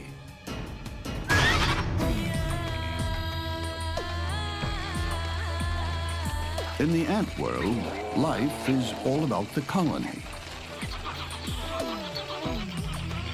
Ants work as a team, all for one and one for all. But for this species, going solo is allowed. It's even encouraged. This is the bull ant. Growing up to 1 inch long, it's one of the world's largest. Big enough to fend for itself. Its huge jaws are fearsome enough. They lock like a vice, inescapable. But it's the other end you really need to worry about. This lethal stinger delivers venom in multiple doses. The bull ant sting is one of the most painful things in the world. And unlike a bee, they can sting over and over and over again. Although it's a tough guy, this worker is tempting fate today, out on its own, a long way from home. It's on a mission to bring home food for the colony's larvae. Everyone's depending on it. Bull ants are free-roaming wanderers who hunt alone, and they don't actually eat what they catch. Instead, they take it back to the nest for the larvae, who have an absolutely insatiable appetite. To the bull ant, the world is a chaotic landscape of sights and smells. So it needs hyperactive antennae and bulging eyes, But the bull ant has something else. Twin claws on every foot give it the powers of an action hero with attitude. The bull ant is the pit bull of the insect world. He's aggressive, fearless, and will take on any opponent, even those much larger than himself. And bull ants will take their captives, dead or alive. Their sensors are always on high alert. A bull ant has an incredible capacity for detecting scent and smell. It can tell it not just who's around, but what it's doing. This spider is a casualty of another skirmish. But the bull ant makes sure, with a kill shot from its lethal stinger. It's not fussy. This spider is food. Bull ants are amazing predators. They're voracious and incredibly efficient. They devour all in their path. The tasty meal of spider is dragged back to the colony. And if obstacles are insurmountable, those trapped jaws are powerful enough to sever limbs and take spider drumsticks back, one at a time. To the uninitiated, the bull ant can be mistaken as vain. It looks like it's constantly grooming, but it's actually cleaning its sensors for battle. Ants need to groom in order to clean their sensors, such as their antennas. Much as when we're driving our car, we need to clean our windshield if we want to be able to see.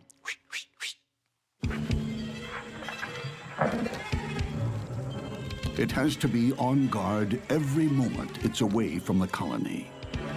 There's no backup if it runs into trouble.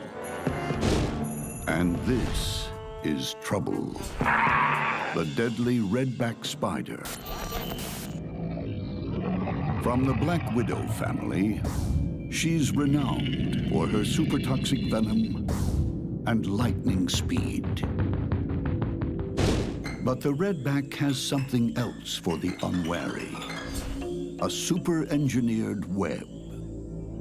There's usually a number of components. It often has an upper area where the spider is hanging in the middle, and then, most importantly, it has a number of lines going down that are just covered with globs of glue, so that if something walks into these lines, they tend to break the lines. It causes a vibration going up, plus they get stuck in the glue. And as they struggle trying to get loose from this, then at that point, the spider comes down and nabs the prey. She specializes in tailor-made straitjackets. With lightning speed, she spins a suffocating silk suit that's only worn once. The way the redback gets the silk out of the spinnerets is on the fourth leg, it has a comb, and it combs the silk out of its spinnerets. Spider silk is considered to be stronger than steel. It's considered to be the strongest biopolymer known. Few creatures leave a redback's web, and the bigger they are, the harder they fall. But can a smaller foe get the upper hand? This contest pits two agile killers head-to-head. Jaws and Venom versus Death Trap. The bite of a bull ant's not going to really do that much. What it needs to do is get a sting in and get that deadly venom inside that spider. Here you've got a situation where you've got two predators that are about the same size, each of which has multiple lines of defense, and so it honestly could go either way.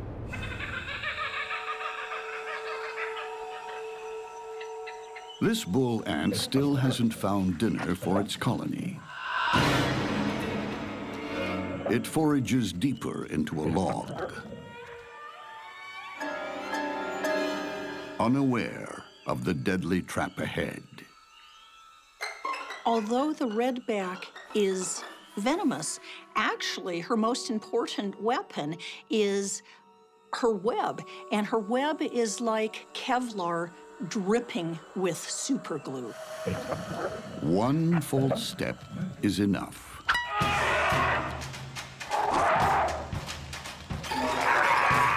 The Redback races to weave a deadly suit. But she has to be quick. If those jaws get her, or that stinger, the tables will turn. All the bull ant needs is one single sting, and the redback spider is dead. The bull ant's jaws are trapped. A sting shot is its only hope. But its captor is weaving at lightning speed. Every second makes it harder and harder to move. But as it's hoisted up, the ant breaks free and tries to bite. The bull ant has these incredible, powerful mandibles that can give a really nasty bite. It's like you have a vise that's combined with a saw. The spider needs a better suit. Fast.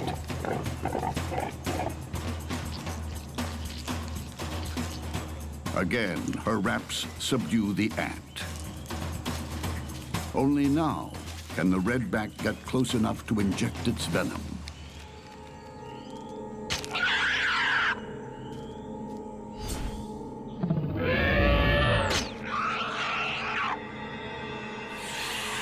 The deadly brew flows through two tiny fangs. The venom is going to attack the nerves of the bull ant, killing it almost immediately. All the spider needs to do is wait, as her victim dies in a silk shroud.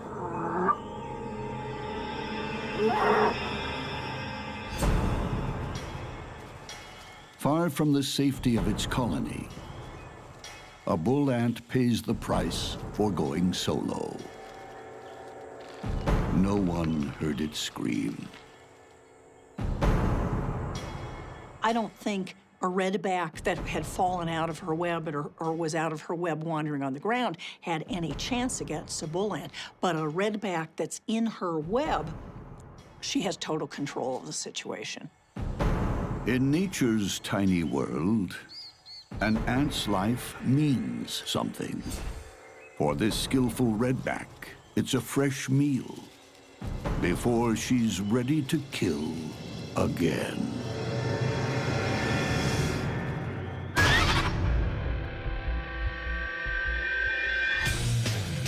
The world is crawling with bugs. Half of all known species on our planet are insects.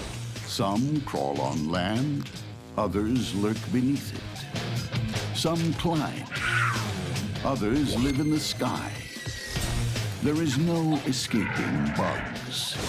Even the water is not safe. What happens when a water strider takes a swim with a water spider? It's time to run, but there's nowhere to hide. Some call him the Jesus bug, because he too can walk on water, although he prefers to jump at lightning speed. If something tries to catch him, his best defense is to just skate across the water, but he can also use the water like a trampoline and jump up in the air. They can travel 100 body lengths in a single second. It's like a 6-foot-tall human taking off at 400 miles per hour. More incredible still, the water strider never gets wet. Along each leg, thousands of tiny hairs trap air bubbles, and this makes a waterproof coat. Also helping to keep the water walker dry is surface tension on a pond. Its long legs spread its weight without breaking the surface.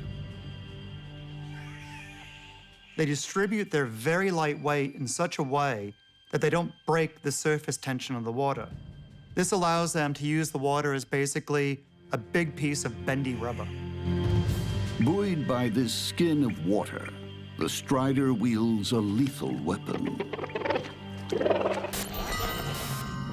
It's a giant proboscis that spears and kills its prey.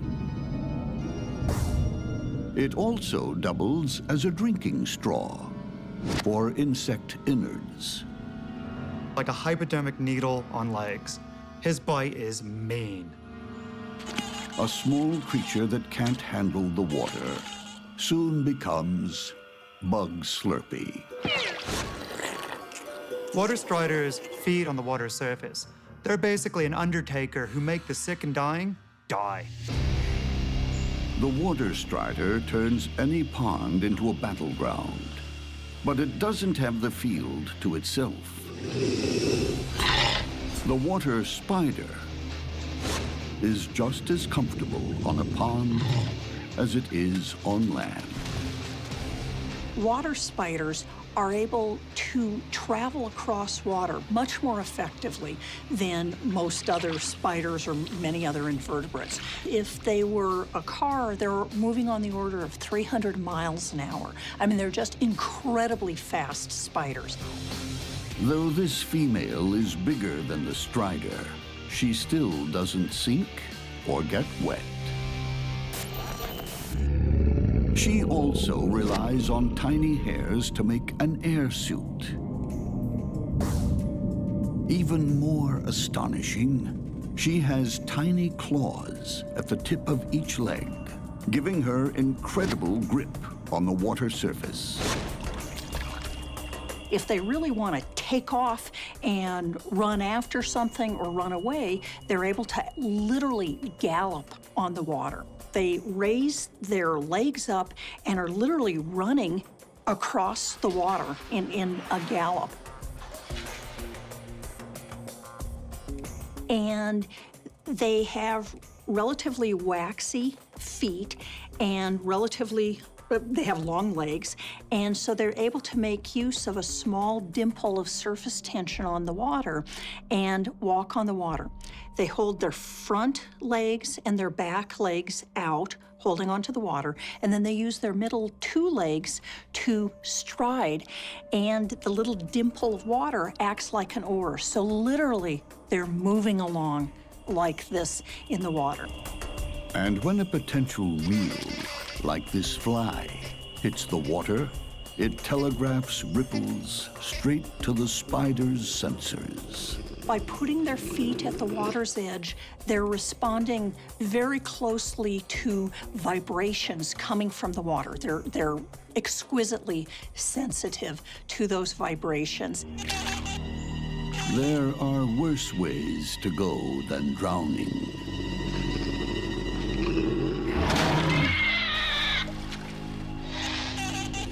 You can be killed and eaten inside out.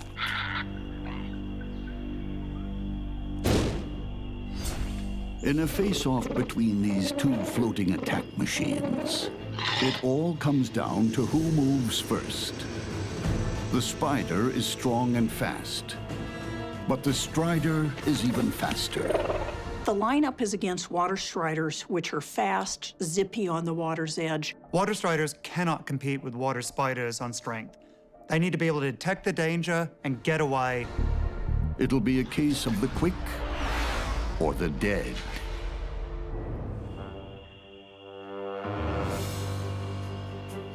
These water striders are drifting around the pond with the wind.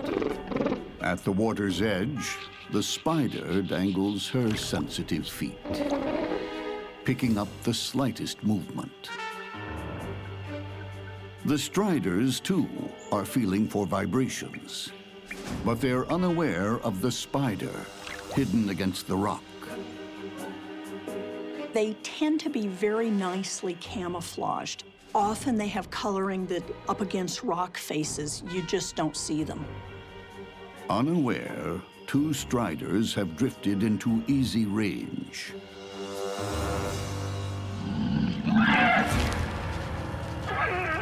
One uses its lightning speed to escape. The other is not so lucky. Deadly venom shoots into the strider.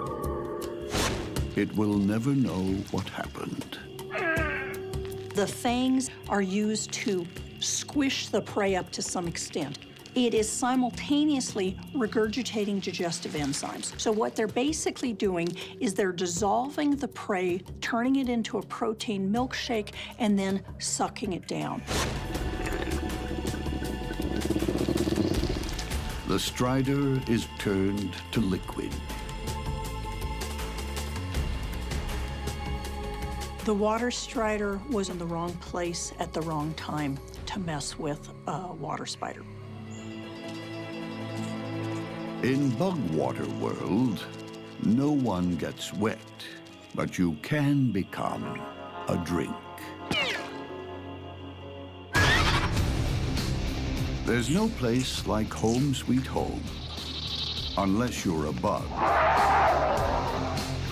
Keeping a single address is sometimes impossible when your neighbors are nasty, and you may have to fight to keep your home.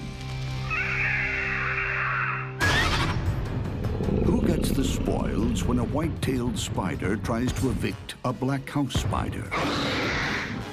One thing's for sure, no one will leave without a fight. Like us, some bugs invest a lot of work in their home. This black house spider has found just the right hole in just the right tree. Then added improvements. A vast web around the entrance, superglued to the surrounding bark. Anywhere that they're able to find good supports for their webs provides them with some retreat area. This is where they build. And so building in trees, building next to houses, it all works. Its seclusion is no accident. The black house spider is a master of ambush. Dinner is always home delivered. Victims, like this unsuspecting cockroach, have no idea they're even on the menu. The web looks ramshackle and ineffective. Quite the contrary. It's like an elastic minefield. It's silk that can stretch 400 times its length. It's really, really stretchy silk, and there's a lot of it. If you've got a small insect that has hooks, it has little spines on its legs, it really gets entangled very easily in the silk, and as it's trying to push itself away, it gets more and more entangled in the silk. The lightest touch on the silk transmits straight to home base. Black house spiders really are completely attuned to vibrations. They're not using vision to find their prey or to avoid predators. It really is this acute sensitivity to vibrations in their web. Few creatures see this ambush coming.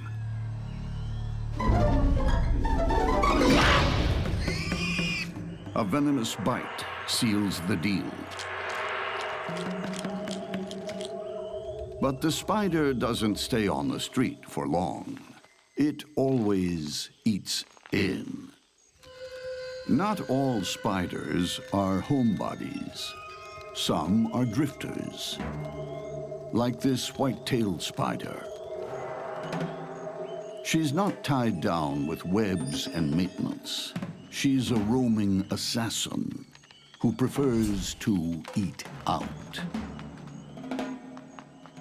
The white-tailed spider is not fussy. It'll eat pretty much anything that it can encounter, but its favorite meal is the black house spider. Today, the whitetail is ravenous. She's like a bloodhound, sniffing scent trails from potential victims. But she's not using her nose. She doesn't have one.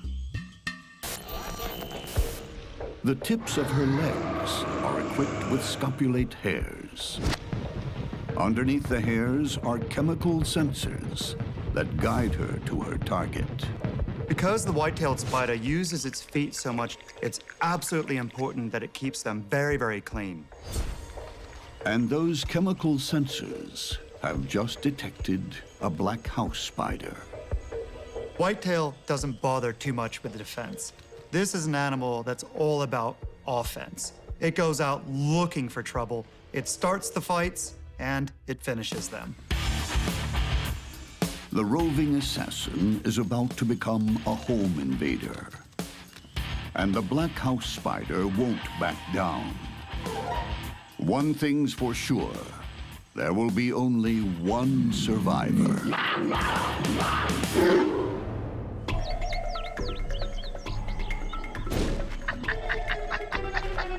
This white-tailed spider is cruising for dinner.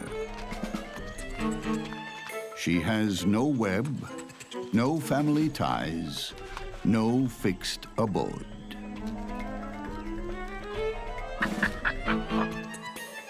Further up the tree, this black house spider lives a different lifestyle.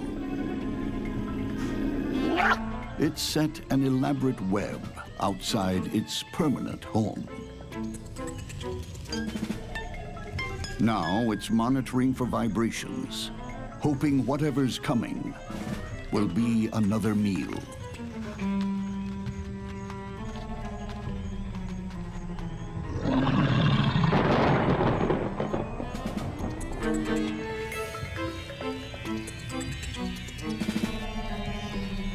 But the whitetail has an ingenious plan.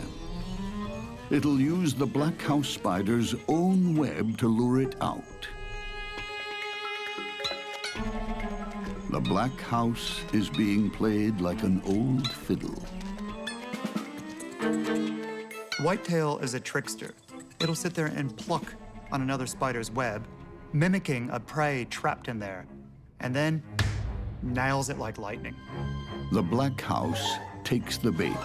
It's expecting an easy meal, but it finds a mortal enemy.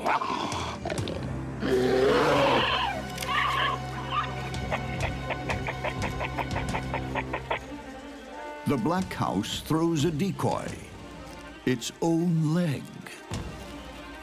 Losing a leg is actually a super strategy for getting away from a predator. This black house spider has sphincters that are able to close off the blood flow so the spider doesn't bleed to death. It's far better off losing a leg than losing its life. The whitetail is left with just a spider drumstick. Now she retreats to her rival's abandoned house and seals the door to eat in peace. The white-tailed spider is a wanderer. It doesn't stay very long in any one place. But in this case, now that it has a nice big meal in its stomach, it'll sit there and squat in what used to be the black house spider's home. But the owner's back and fighting mad.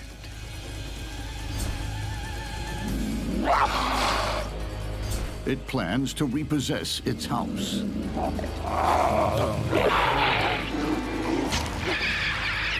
This time, a body strike stuns the black house.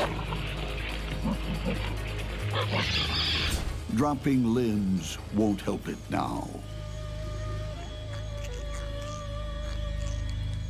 Venom rushes into its body, killing it.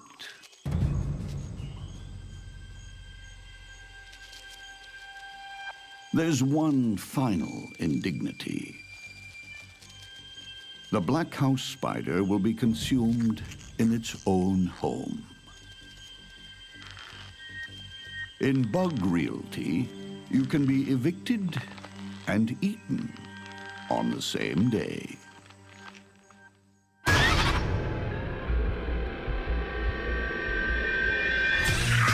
In the art of war, bugs are true virtuosos. They have evolved so many ways to kill, they leave humans in the dust. But it's nearly always hand-to-hand combat. And every victory is hard won. When a wolf spider meets a Sydney funnel web spider, it's a deadly contest between the old and the new.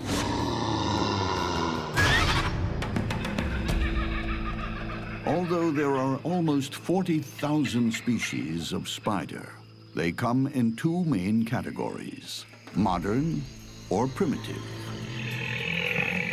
Like this Sydney funnel web, a dinosaur. It's changed little over millions of years. In terms of temperament, the Sydney funnel webs are just ill-tempered, cranky spiders. It's the grumpy old man of the bug world. It's still around today because it's a successful hunter. And the key to its reign are these. Two of the biggest, most powerful jaws in Spiderland, backed by super venom. You don't survive for several 100 million years without being effective predators and being good at what you do. So the funnel webs may not have many diverse behaviors, but in fact, what they do very well. But there are downsides to being Spider version 1.0. It can hardly see from its 8 eyes. Its lumbering frame isn't very fast. And its lungs are underdeveloped, so it's exhausted quickly. It mostly lies in wait, in moist, shady corners of the forest, with a small web funnel at the entrance. What characterizes these webs is it has a narrow funnel or a narrow retreat that the spider lives in. So it may have a hole in a log that's covered in silk, and then it runs out from this retreat in order to capture prey. They live in burrows. So basically, this is a burrowing species that's found in relatively moist soil under logs. One of the ways that funnel webs are found is that people are digging in their garden and inadvertently open up the burrow of a funnel web and they start wandering around. And you've got to hope that it isn't a male funnel web. Now, what's important to us in this situation is that males are 5 or 6 times more venomous than the females are. But what happens when this prehistoric monster comes face to face with a modern-day warrior? Will the old still outgun the new? In the world of monster bugs, there are 2 types of spider, modern and primitive. This is Spider version 1.0, the prehistoric Sydney funnel web. The Sydney funnel web is not only a seriously cranky spider, but they really tend not to back off. They're really an ill-natured spider. Their fangs are oriented parallel to one another, and so they strike down. And the way the funnel web does this is it rears its carapace up and then strikes repeatedly down with enormous force. The force is reputed to be sufficient to kill a mouse, to crush a mouse skull. This cricket came too close. And the funnel web's caveman table manners make short work of any prey. While it may be showing its age, the funnel web is always ready to take on newcomers. This is Spider version 2.0, evolving much later. The modern wolf spider is faster, stronger, and loaded with stamina. The wolf spider is so fast on its feet, it can cover 2 feet in a single second. That would be the equivalent of me doing a 100-meter dash in 1 second. With state-of-the-art eyes, nothing escapes its attention. The wolf spider has 4 large eyes on the top of its head. but also has 4 smaller eyes coming across in a row on the front. This gives it fantastic night vision and some of the best vision of any spider. It's like an Olympic athlete that wins gold not just for the 100-yard dash, but for the high jump as well. The wolf spider is capable of jumping 8 inches, even onto vertical surfaces. This would be the equivalent of me being able to jump 100 feet in the air. But this is no recreational hunter. The wolf spider is a killing machine, and it kills to eat.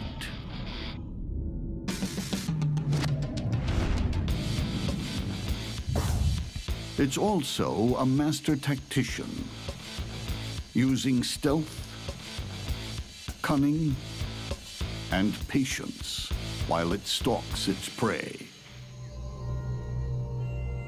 The wolf spider is a prowler, a ground hunter who wanders around in the dark. Once he finds a good ambush spot, he'll sit there and wait.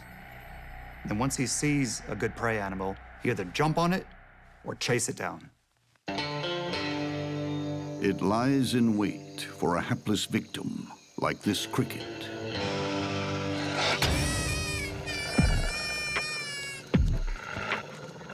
He is fast and powerful, basically the cheetah of the spider world.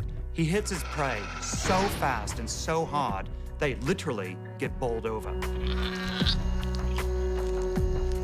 Sharp-eyed, fleet-footed, packing powerful venom, the wolf spider is a major upgrade from its primitive cousin. Though it can outstalk and outrun any contemporary, sometimes it has to face off with its prehistoric past in a test of evolution. The wolf spider's best defense is his ability to outrun or outjump pretty much anyone. Although wolf spiders are faster, wolf spiders have vision on their side, I don't think wolf spiders are as intrinsically tough and ill-natured as a Sydney funnel web is. It's a full moon, and the wolf spider is on the prowl. Night vision and advanced weaponry ready to go. Also on the offense, a funnel web, its legs sensing the slightest movement on its trip lines.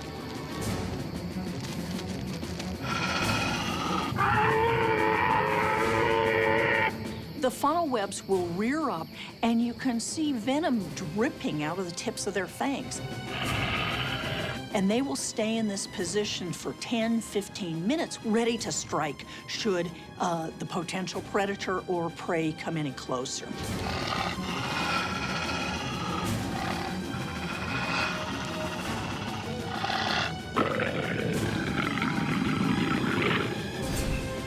The encounter quickly turns into a standoff as 2 killers, close enough to touch, weigh their next move.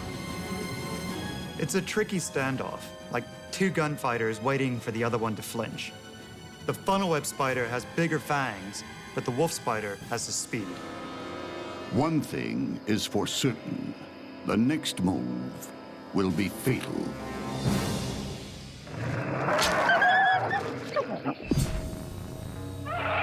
The funnel web strikes first.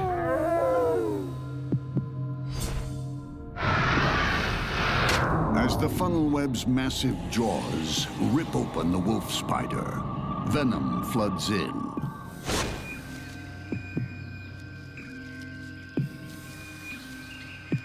Today, old beats new. Ancient history wins the day. Although dinosaurs never made it to our present day, it's a different story in the bug world.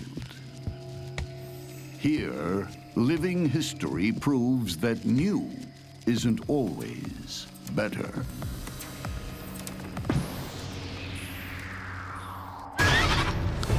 In a monster bug war, you're either victor or victim. Camouflage is no defense against a ruthless assault.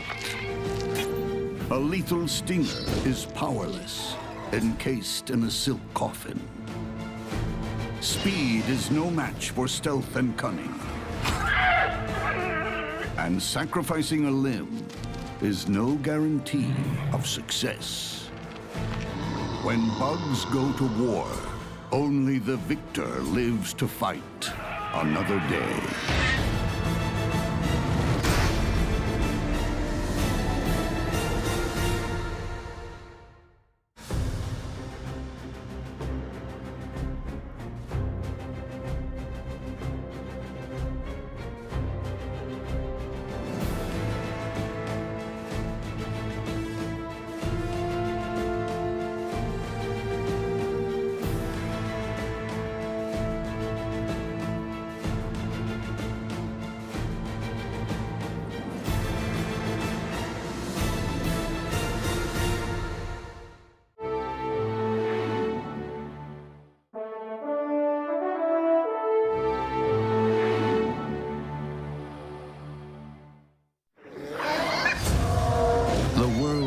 Monster bugs is a war zone.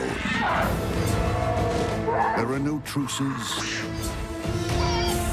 no ceasefires. Only the fittest survive. They literally run down their prey. And only the ruthless It can tear apart pretty much anything. live to eat another day.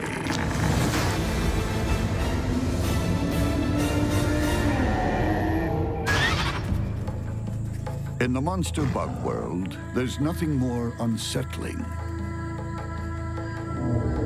than silence. Knowing that something unheard and unseen is patiently awaiting its chance to kill you. What happens when an ogre-faced spider sets a trap for an assassin bug? It's the skill of one forest ninja versus the stealth of another. In mythology, the ogre is a terrifying monster. Cruel, brutal, and hideous. But in the bug world, this monster is no myth. Ogre-faced spiders are about as neat as spiders come. Their middle posterior eyes, so their posterior median eyes, are huge. Most spiders have 8 eyes, but poor vision.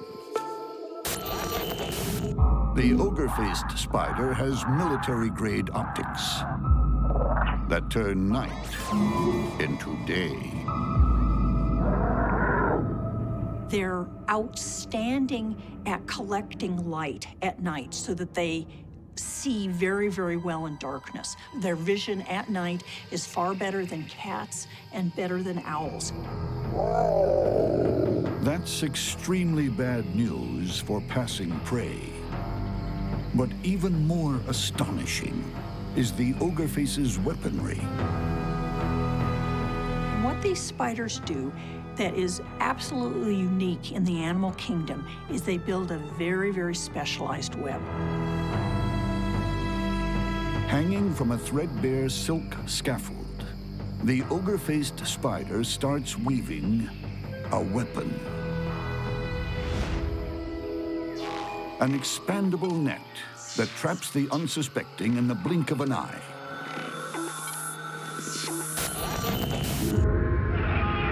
It flings it over its prey like a gladiator, casting a deadly net. When they actually attack something, they're going down just incredibly fast and then releasing the web, and it contracts. It is fascinating to watch. The ultrafine net is created with the skill of an expert weaver. They make it in their back legs, is you see them combing. They've got a comb on their fourth leg, and you see them combing out silk very fast. I often think of it as hair that has been teased up, and the silk looks something like that. Holding the tightly woven net in its four front legs, the ogre-faced spider silently sets up a vigil for whatever flies by or passes below.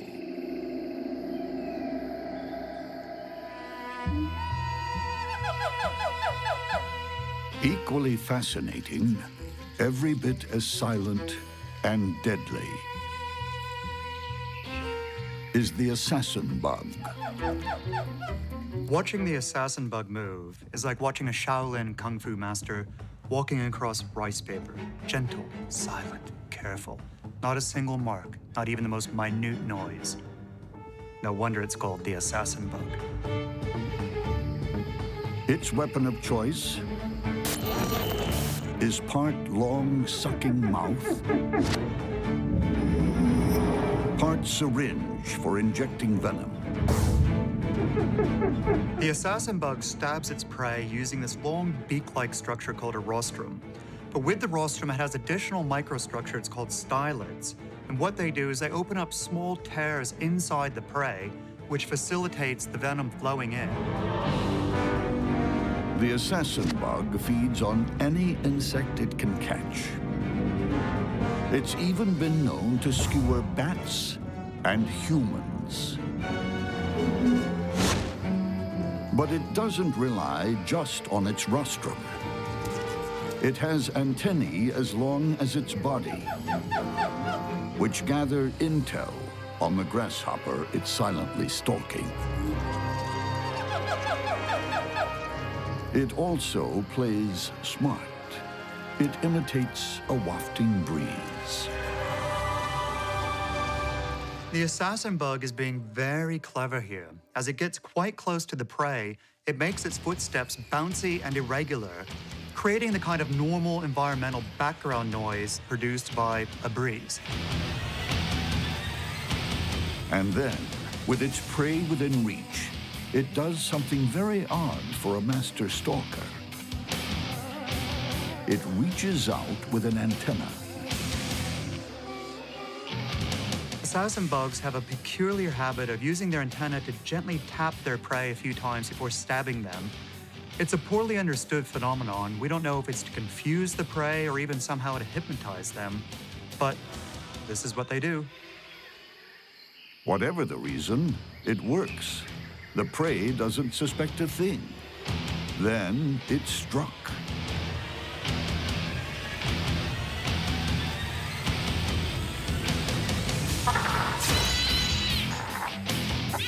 The assassin bug's rostrum spears the grasshopper's back.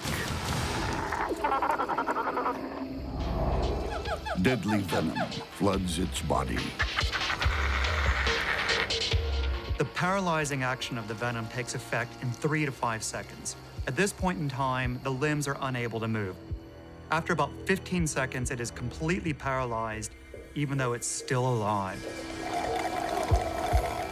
Prey is sitting there immobilized. Other chemicals that the assassin bug is pumped in is now digesting it even while it's alive. By the time the assassin bug is done, 40 to 60% will have been sucked out as a liquid lunch. As darkness descends, a deadly net and a venomous spear will soon become the weapons of choice in a forest as black and as ominous as the grave.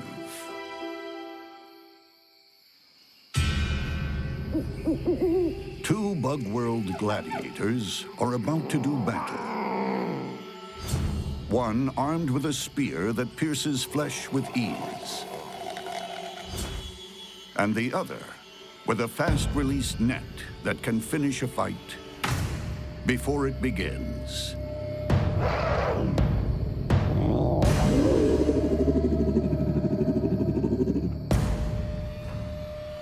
As the spider hovers,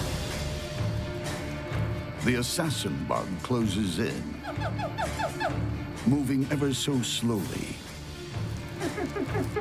from leaf to branch. The two deadly foes converge in the darkness. The assassin bug needs to get past the net to strike a blow. It tugs on the web, but a foot gets caught.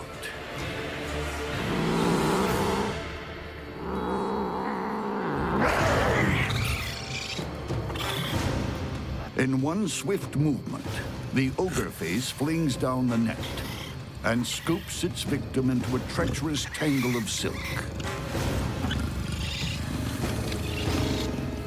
What it will do is it will grab it up, wrap it up with more and more silk, so there's no chance that the assassin bug is able to get its piercing mouth parts out. There's nothing that the assassin bug can do that's going to hurt the ogre-faced spider. The ogre wraps quickly while keeping her distance. The assassin bug stretches its legs to break free of the death shroud. It's too late. With the deadly rostrum safely encased in silk, the ogre-faced moves in for the kill. The would-be assassin takes a hit of paralyzing venom.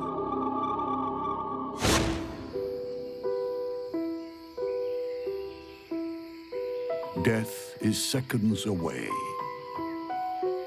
But the ogre-faced spider ignores the formalities. It's already feeding on the body fluids of the vanquished.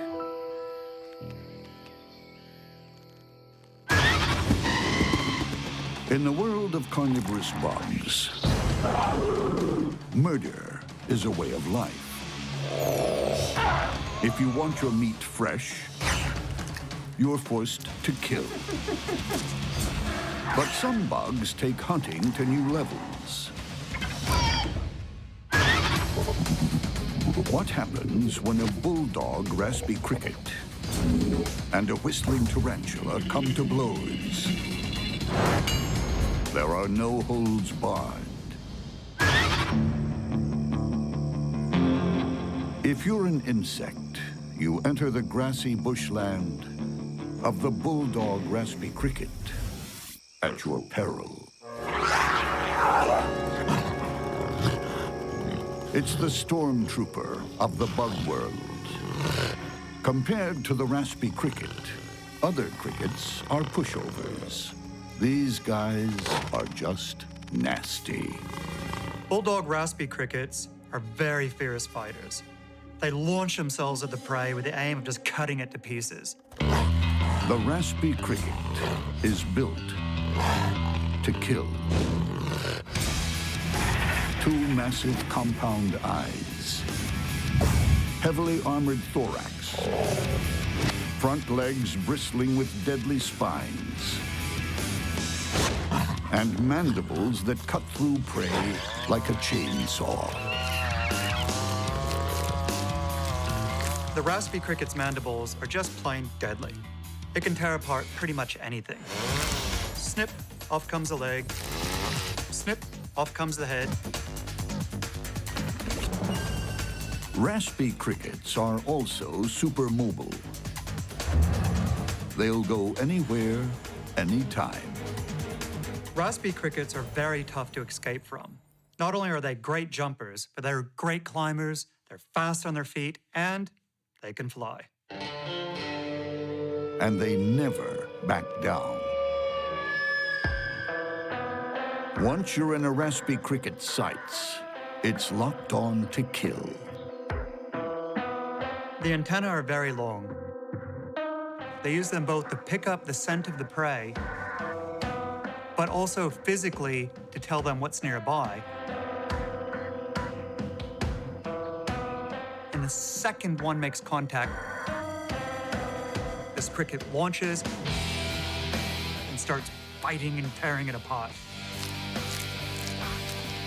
The cricket's massive sickle-shaped mandibles chomp through its victim. Every body part is on the menu. Abdomen, leg, wings. The bulldog raspy cricket is the consummate killer. But it doesn't have the killing feels to itself. Nearby, there's a menacing murderess. A tarantula. Not someone you choose for your babysitter. Known as whistling tarantulas. This is caused when they rub their mouth parts, causing kind of a rattly, hissy sound, which makes them seem more frightening. The terrifying death rattle is backed up by two monstrous fangs. Tarantulas have fangs that strike downward. These fangs are really quite large, as much as 1/3 of an inch long, which is on the order of a number of different snakes. And so this is enough to do real damage. She's highly attuned to passing prey. She doesn't hear them coming. She doesn't have ears. What she does have is hundreds of sensory hairs that pick up vibrations in the air.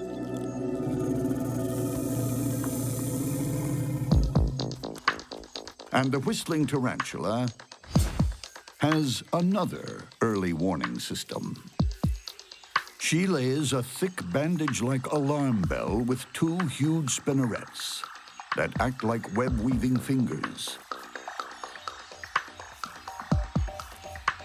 creating an elaborate first line of defense. She waits at the entrance of the burrow.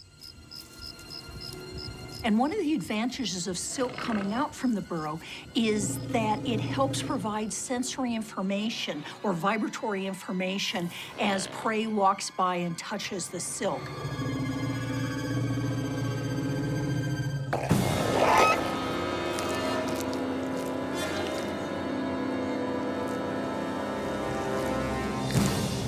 This regular cricket was easy meat. But what happens when the whistling tarantula faces a much nastier bulldog raspy cricket? A fight between these two could go either way. I think the raspy cricket will try to use brute force to overpower the tarantula and get in a damaging bite before the tarantula can sink its fangs in and deliver the venom. Some in the bug world don't kill to live. They live to kill. They don't just attack, they annihilate. The whistling tarantula is a murderess. Armed to the teeth with dagger-like fangs that spear through her prey like a knife through butter. It's got big fangs, it's got big legs, it's got hairs so that it's able to climb essentially anywhere, and it's a big, aggressive spider. Her mortal foe, a nasty neighbor. The bulldog raspy cricket is also packing serious heat. Spiked legs, deadly jaws, and a bad attitude. It often holds true in the bug world that attack is the best form of defense. So while the raspy cricket chows down on its latest kill, the murderess launches a surprise attack.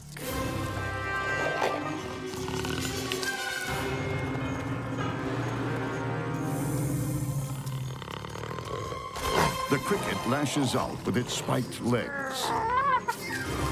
The tarantula retreats, with good reason. She's missing a leg. She heads for home to lick her wounds and mend her web. She'll go into the burrow and then cover up the entrance of the burrow and seal it up. So essentially predators aren't able to get in while she's in the burrow and while she's relatively incapacitated. But the bulldog raspy cricket has developed a taste for spider drumsticks. It's stalked its injured victim to her home. But she's down, not out.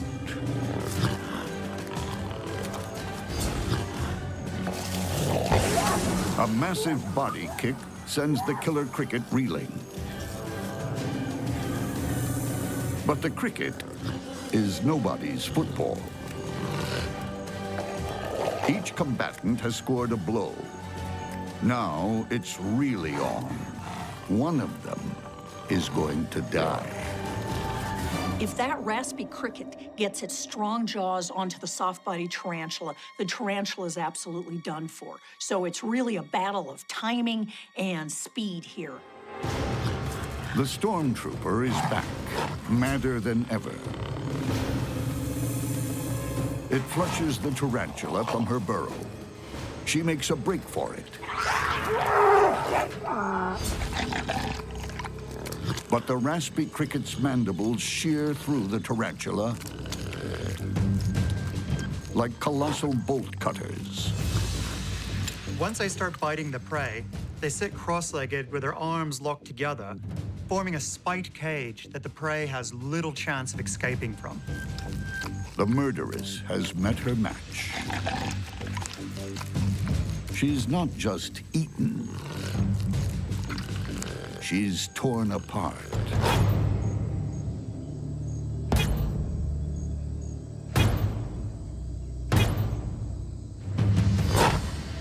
Few creatures leave such a bloody battleground. The monster bug world is full of natural athletes. Some are gymnasts, others base jumpers. Then there are kickboxers and trapeze artists. But the gold medal winners are those who execute the snatch and bite.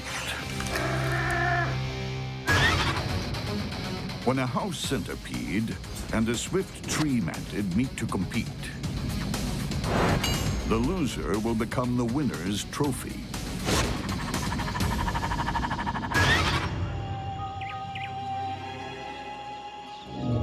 This is a house centipede. A lean, mean killer with just 3 speeds. Stopped, fast, and faster. With 30 legs to propel itself, it's the bug equivalent of an Olympic track and field team rolled into one. The front legs are relatively short, the hind legs are relatively long, so the legs don't trip over one another as they're running this fast. When the house centipede feels the need for speed, it covers up to 16.5 inches of ground every second. That's like a human sprinting at 42 miles per hour. It's a unique design where even a couple of spare limbs are put to good use. The centipede has venom claws. These are evolutionarily modified front legs that are sickle-shaped organs that are extremely flexible and are able to inject venom into the prey, plus help tear it apart. But deadly venom and lethal speed are useless unless you can see where you're going. These centipedes have huge compound eyes. It's clear that they're using vision to track their prey, and this might be related to the speed at which they're chasing. This cockroach which would do well to run for its life. But you can't outrun a gold medal sprinter.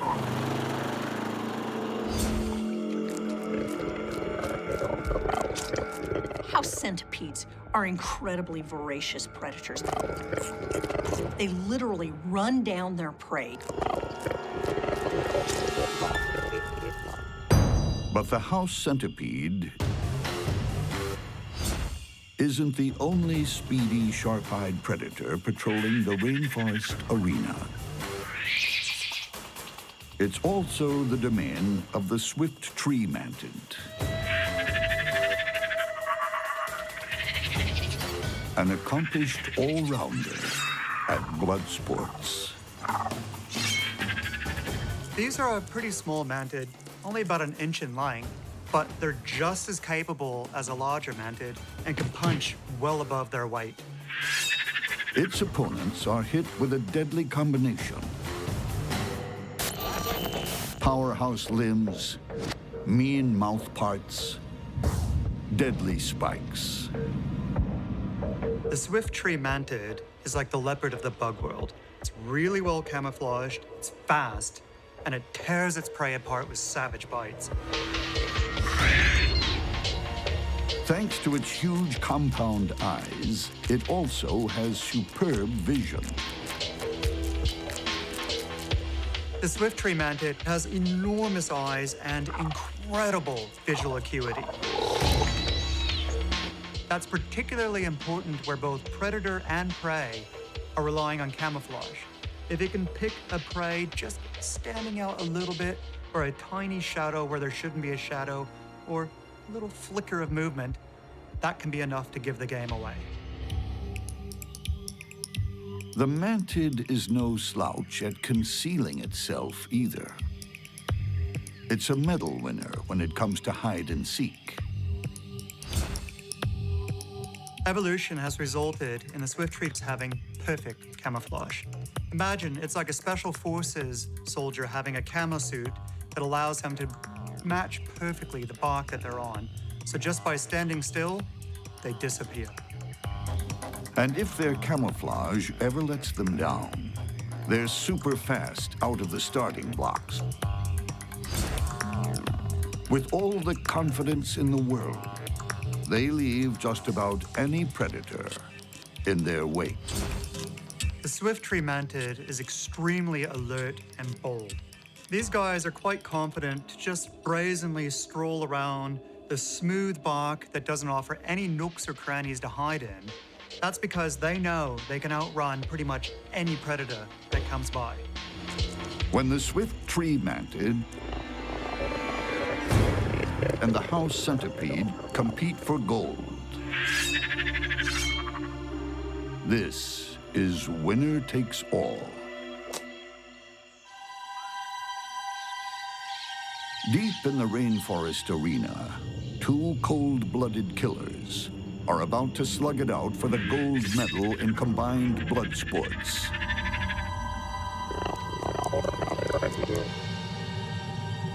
The swift tree mantid might be small, but it's not intimidated.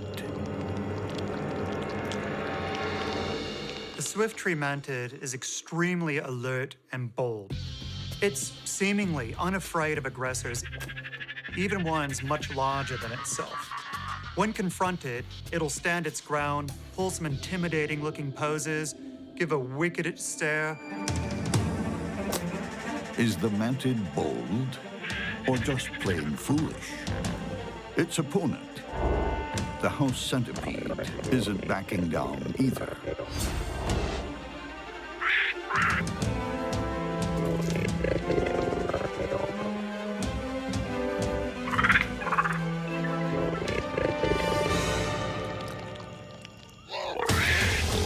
The mantis strikes first.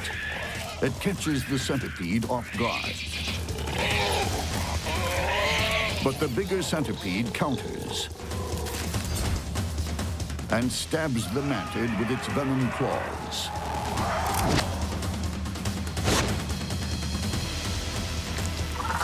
Then starts ripping its victim apart while it's still alive.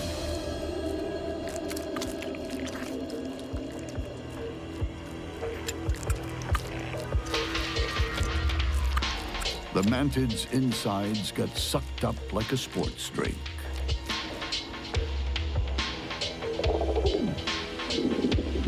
In the bug world, there's only room for one on the winner's podium.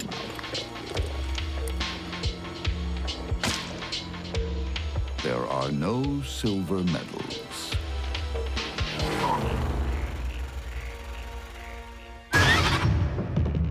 When bugs go to war, there are no rules, no sense of fair play, and no concept of picking on someone your own size. When a marbled scorpion takes on a trap-jaw ant, size will matter. But will bigger be better?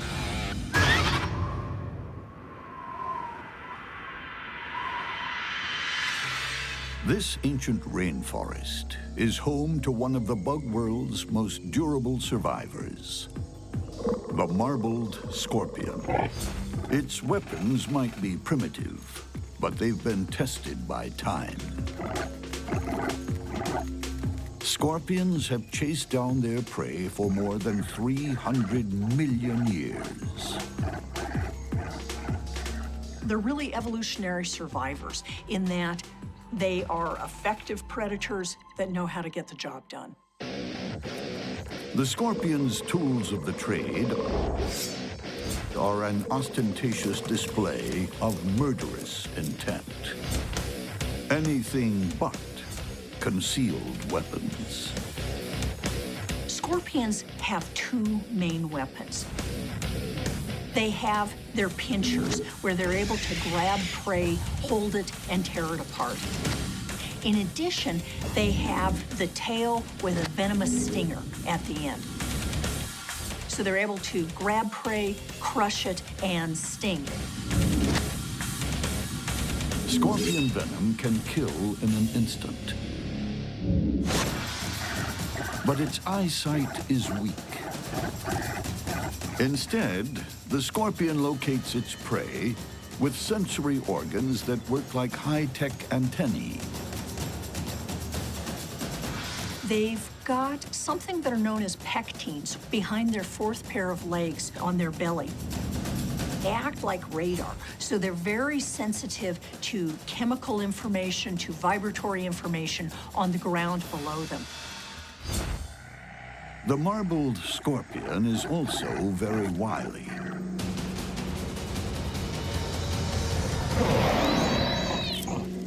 This cockroach had no idea it was about to become lunch. Grabbed and stung, it's carried away to be ripped apart and devoured. Like spiders, scorpions prefer their food runny. Draining the liquefied flesh of this cockroach is like sipping a meat martini. When a marbled scorpion goes hunting in the rainforest, most small creatures give it a wide berth. But not all are so easily intimidated. Much smaller in stature and just as determined is the trap-jaw ant. And like the scorpion, it comes armed with two fearsome weapons. One at the front, one at the back. The trapjaw's sting is very potent, and because they can use it over and over again, they can come in for a first strike, back off, and then just wait for the venom to start to take effect, and then come in for another series of stings to finish the prey off. But the front end is also loaded with a hard-hitting weapon. The trapjaw mandibles open a full 180 degrees, much like a crossbow, and then it's set, all that force waiting. The minute something touches one of the delicate sensory hairs on the inside, snap shut with incredible force. The peak force is equal to 300 times the ant's body weight, and the speed is astonishing.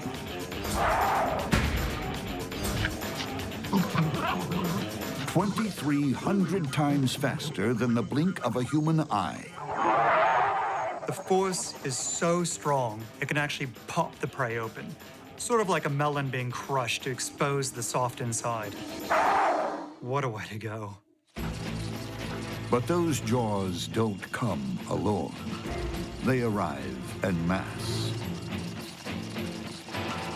Trap jaws are very effective at defending themselves on one-on-one fights. However, because they're a social creature that lives together in large colonies, they can work together to defend the individual or the entire nest. Trap-jaw ants aren't afraid of a battle. Neither is the marbled scorpion. And it won't be long before their combat skills are put to the test. As darkness creeps over the rainforest, the marbled scorpion goes looking for food. Also out scouting for a meal, a trap-jaw ant. Both the trap-jaw ant and the marbled scorpion have a sting at the rear and some serious scissors up front. When the trap-jaw mandibles snap shut, that popping noise we hear is actually a shock wave that's so strong, it's like an air gun going off, and it can actually stun the prey. But getting close enough to a scorpion for that is dangerous. Its long arms knock aggressors down like bowling pins. And there are those pincers to confront. Long and strong, they're a deadly weapon, especially when the scorpion's foes are small. Although the marbled scorpions don't have particularly large palps, they are really suited for grabbing ants. They're able to grab little things quite effectively and crush it. The ant forages, unaware of the scorpion camouflaged on a rock. Eventually, it sees it. And the ant has only one response: attack. The scorpion leads with its left, but can't score a hit. The ant counters with sharp jabs from its jaws, like a stun gun. Each blow sends shock waves through the scorpion's body. It's hurting badly. While the scorpion has weapons on both ends, so does the trapjaw. But what it really wants to avoid is that scorpion stinger. So its best strategy is going to be get in a quick first sting, back off, wait, and then once the venom kicks in, come back for a series of killer blows. The strategy is working. The scorpion is down, but not out. The lone ant calls for reinforcements. These ants, they're constantly in communication with each other through touch, body movement, the use of chemical signals. The call to arms is fast and effective. Troops arrive in force. This doesn't look good. Scorpion should get out of there as quick as possible. The scorpion is totally outnumbered.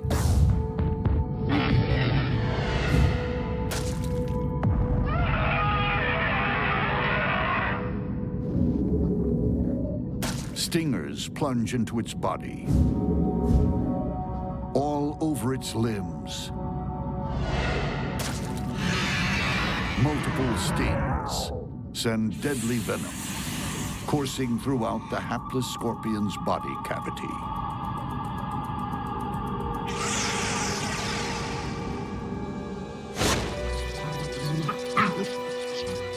Totally paralyzed, Those once fearsome claws are useless.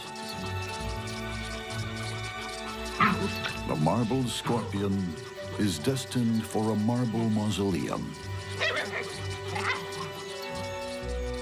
A scorpion known for its venom is being taken down by an ant that isn't known for its sting, but is absolutely known for its jaws. It's the ultimate in dignity. A rainforest supremo is dragged from its rocky pedestal to be cut apart and fed to ant larvae.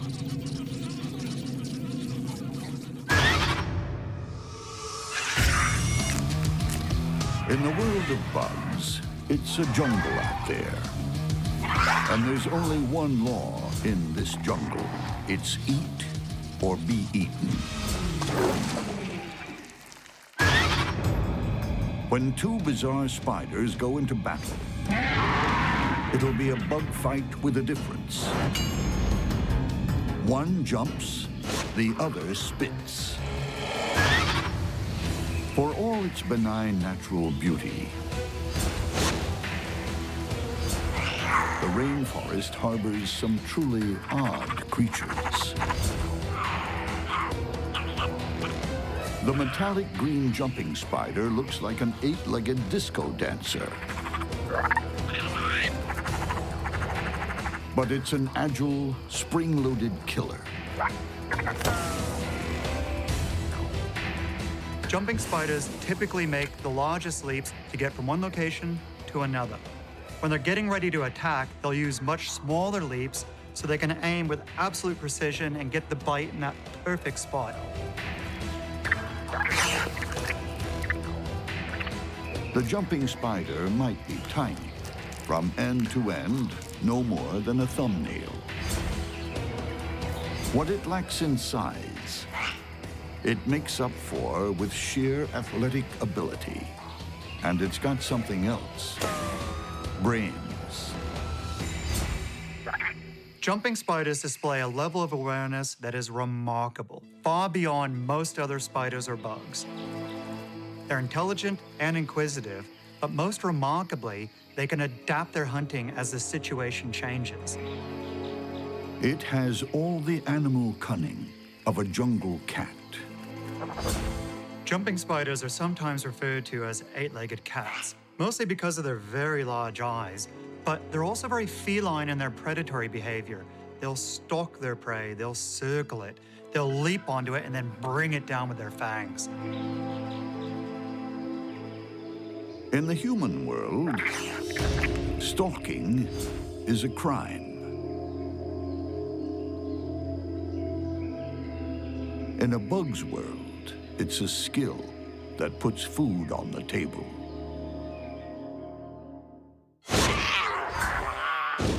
But the jumping spider isn't the only clever predator in this jungle. There's a serious rival, the only creature on planet Earth that spits deadly silk from its fangs. The spitting spiders are generally pretty small, shy spiders. They've got 6 eyes, which is relatively unusual. And they've got an absolute unique weapon, and that's the ability to spit silk. They rear up, they start vibrating their fangs, and then ejecting silk out of their fangs. It's really sticky. It contracts and effectively just pins an insect or another spider down to the ground. Most spiders have silk glands in their abdomens, but the spitting spider comes with reinforcements. 2 extra glands in its oversized head. The spitting spiders have modified their venom gland.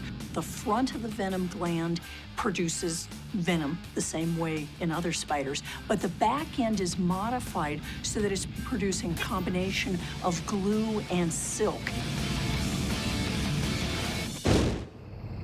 The deadly concoction is about to be unleashed on this unsuspecting cockroach. So fast, the human eye can barely see it. The sticky silk shoots out and pins the cockroach to the bark.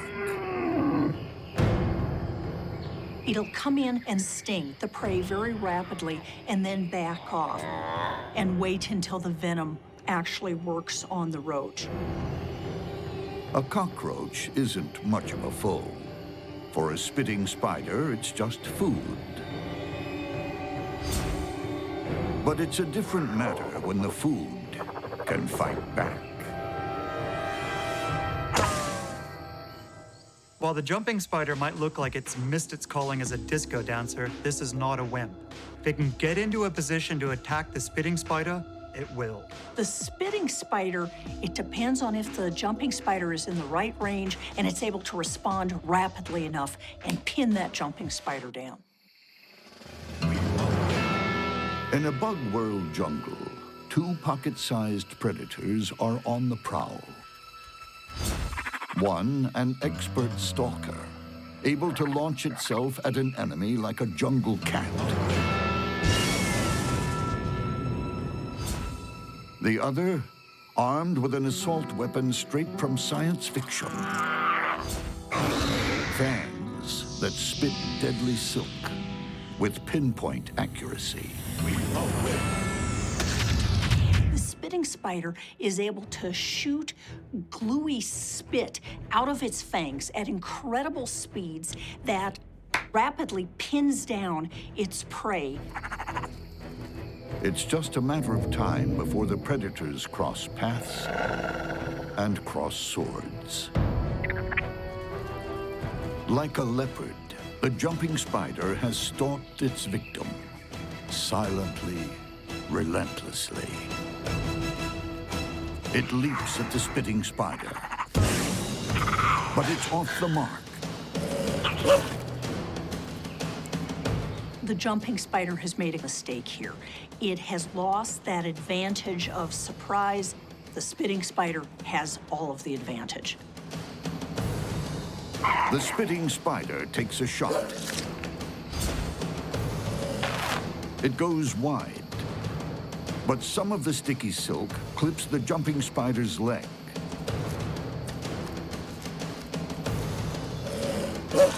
And the spitting spider fires off another round. Only in slow motion can the airborne mass of sticky silk be seen. As the jumping spider is glued flat in the fork of a branch, the spitting spider comes in to administer the kill shot. This just shows how important it is to get it right the first time. If you don't, there's a really good chance you won't be around to fight another day. The jumping spider will never jump again, as its insides are sucked out. All that remains is the solitary reminder to look before you leap. On the bug battlefield, there are no soft options. Camouflage is no defense against brute force. Fearsome looks don't faze seasoned killers. Awesome weaponry is worthless when you can't land a strike. And a lone fighter has no answer for an overwhelming force. On the monster bug battlefield, the only decider is death.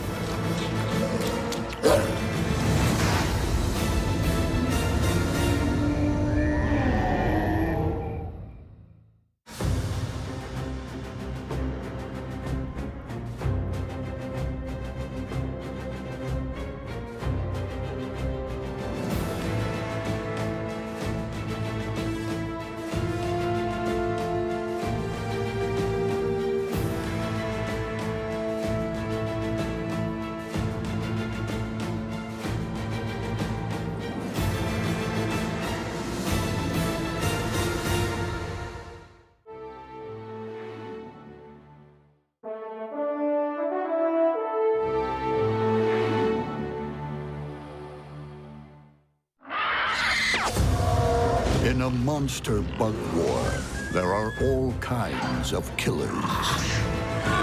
The callous, the cold-blooded. Grab onto the prey, hold it, and tear it apart. And the truly terrifying. They can tear things apart using the claws. But the scariest of all are the calculating killers who leave nothing to chance.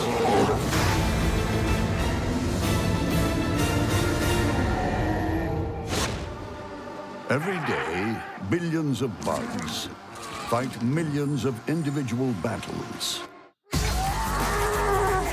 to feed and breed. But every now and then, two tribes will wage an epic war where there's just one outcome: carnage. When an army of green ants marches against a swarm of paper wasps, it's a battle worthy of the big screen.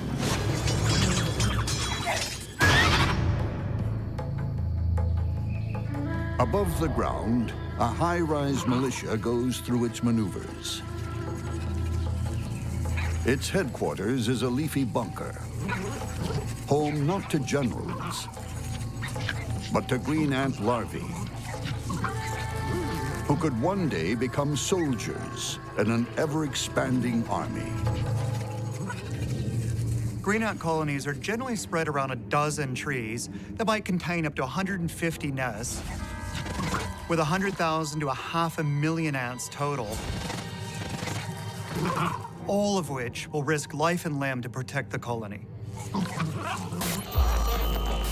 Every one of these workers comes equipped with weapons of war, serrated mandibles that cut and crush. As in all ant societies, male drones stay at home, leaving this army of sterile females to forage for food. But at the first sign of war, chemicals called pheromones are sent out. Foragers become green grunts, and more move into the kill zone. Even a huge and highly venomous scorpion is no match for a company of angry green ants. For green ants, defense is all about strength in numbers. They will just keep sending more and more troops out until whatever they're battling with is either gone or they kill it and carry it away for dinner. Green ants also deploy chemical weaponry. Formic acid that burns organic tissue sprays from their abdomens. If that weren't bad enough, they swarm over a victim, literally biting it to death. A grasshopper many times bigger than one ant is no match for a seething mass of foot soldiers. When the workers are called to arms, you're no longer dealing with a bunch of cute and fascinating little green ants. Rather, they become like this unstoppable organic plasma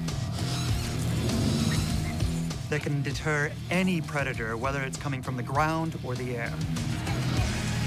Victims become helpless marionettes, dancing to the tune of a swarm of single-minded puppeteers.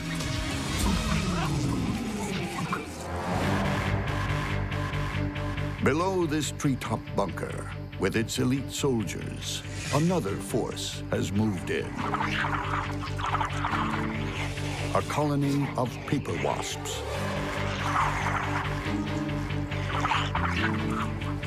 In a skirmish, they use their aerial maneuverability like a weapon.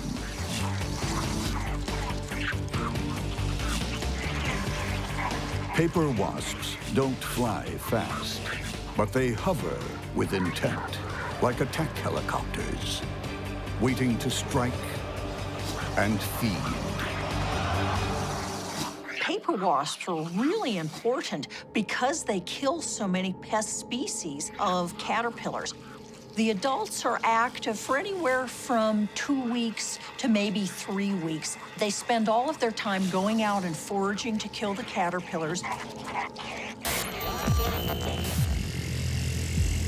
Like the ants, most of the wasp foraging force are sterile females, with heavy artillery at the front and some big guns at the rear. Unlike bees that can only sting once, these wasps can sting repeatedly.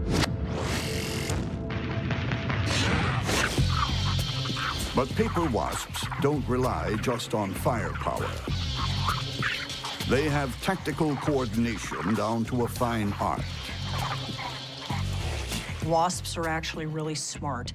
They're capable of complex learning. They've got excellent vision. Like green ants, adult paper wasps hunt and kill only to feed their larvae.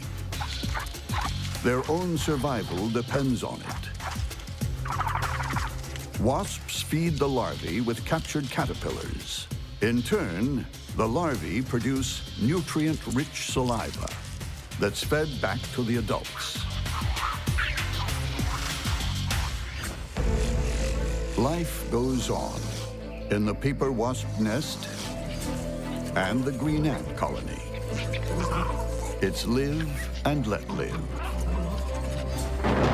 But nature is fickle. One unfortunate windstorm can smash one bug civilization up against another without warning. This is two insect civilizations at war. And no matter who wins, both sides are going to suffer massive losses. In the rainforest, it's the calm before the storm. But as the weather worsens, a tree branch, home to a green ant colony, is flung against a paper wasp nest. War is declared. Wasps mobilize their airborne troops. Gangs of green ants swarm over individual wasps. Green ants have a major tactical advantage here because they can team up very efficiently against an individual wasp, but the wasps can't work together against an individual ant. The ants lay pheromone trails and shake their bodies to communicate and coordinate their attack. Without the ants' superior teamwork, the wasps are at a disadvantage. But one-on-one, a larger wasp overpowers a single ant. Some are thrown to the ground, others killed instantly. But in ant battle tactics, strength lies in numbers. Individual wasps are pinned down, sprayed with formic acid, and bitten ferociously. Alone, they have no answer to a combined attack.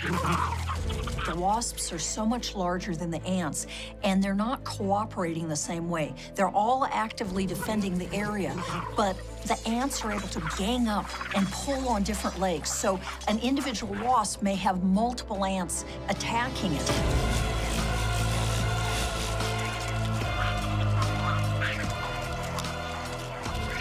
A raiding party of green ants bursts into the paper wasp nursery. Here, wasp guards defend their larvae by biting and stinging. The wasp's sting is great against bigger animals, but it's pretty hard for a wasp to effectively sting one ant. And even though wasps are able to sting repeatedly, it's really hard for them to sting one ant, sting another ant, sting another ant.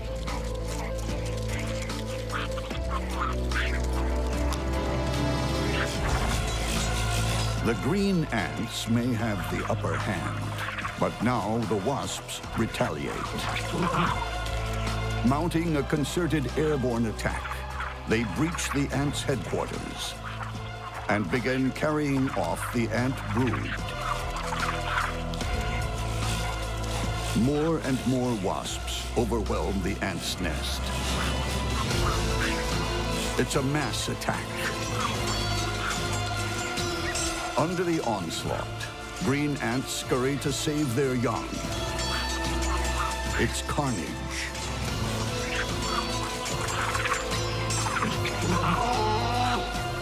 The battlefield is littered with the wounded, the dying, and the dead. All either colony can do is pick up the pieces and start over again. The wasps' superior airborne maneuverability and their preemptive strike on the ant's nest tips the balance. They overcome their assailants, but at enormous cost. Defeated, the green ants sound the retreat. Their bunker is torn apart. They scramble to salvage the surviving larvae. In a bug war of this magnitude, the refugees have no choice but to escape with their young, to start a new life in another part of the forest.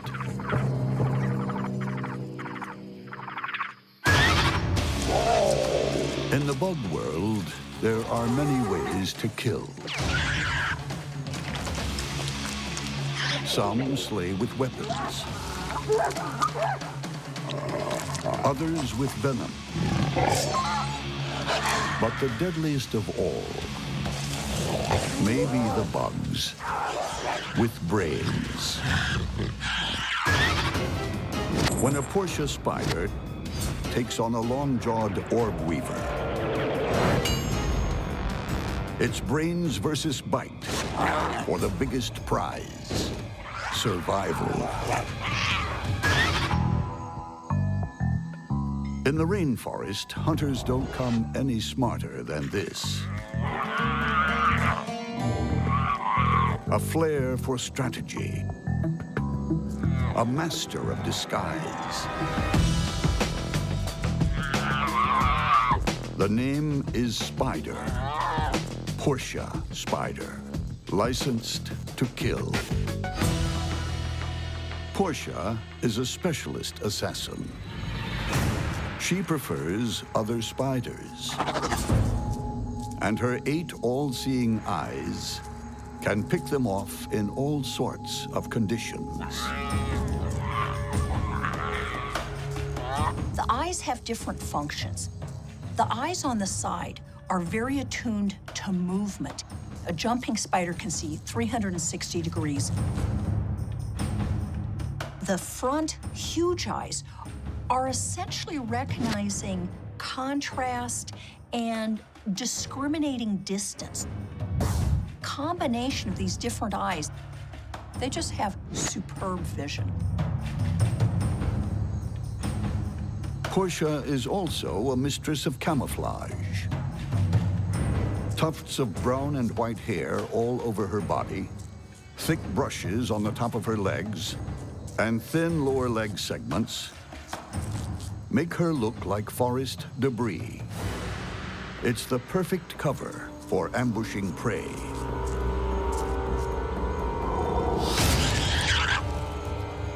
And when it comes to the kill, she has all the equipment a stealthy assassin needs. Fangs that deliver lethal venom, and mouth parts that flood the victim's body with digestive enzymes, so it can be dissolved, ground up, and sucked in as a liquid lunch.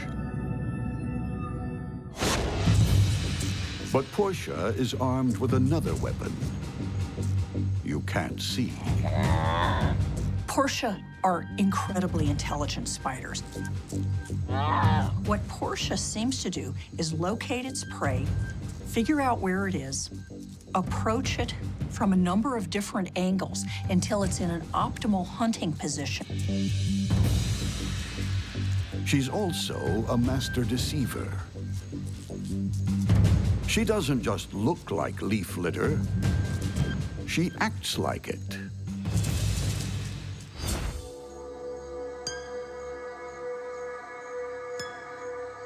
They will pluck on webs that indicate that just a little debris has fallen into the web.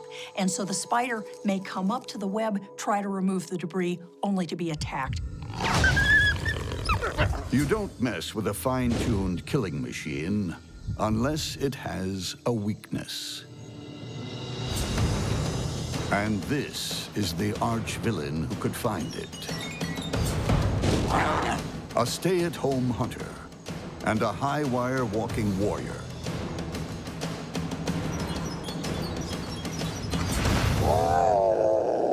The long-jawed orb weaver. The orb weaver's web is laid out like a circular grid with lines radiating out from the center. The spider will sit in the center, and from there it can get to any point on the web very fast, and those long legs just enhance their speed. The orb weaver lies in wait. A silent ninja poised to strike.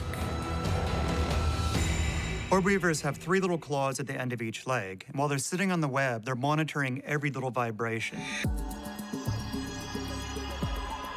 Each movement means something. A puff of wind, a falling leaf, or what the skillful hunter is really waiting for, a trapped insect. Sensing vibration is far more important to these guys than seeing things. In fact, vision doesn't really play a role at all in their hunting strategy. When this 8-legged ninja strikes, it's lightning quick. But no throwing stars here. Just 2 long, razor-sharp fangs. Perfect for turning prey into shish kebabs.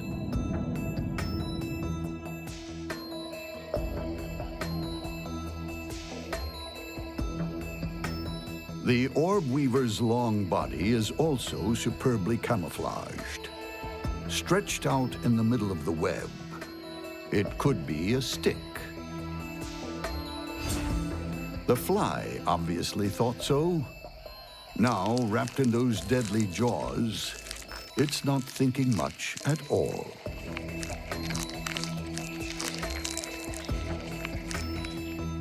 The long-jaw's spiked chelicerae effectively perform the same function as the raptorial arms of a mantis. They help grab onto the prey, hold it, and tear it apart. Nearby, the Portia spider is figuring how the orb weaver could become her next meal.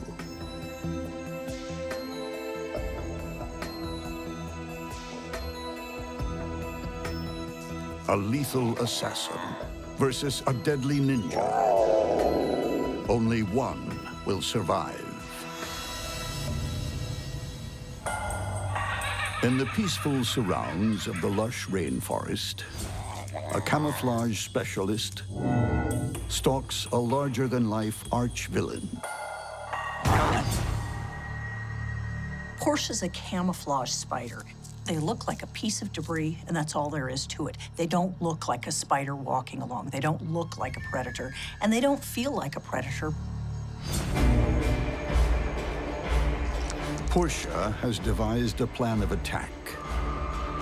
She starts snipping the long jaw's silk lines, clearing a jumping path for a view to kill. The Portia has done such a good job of tricking the longjaw that it is oblivious to the threat, even as its back to it.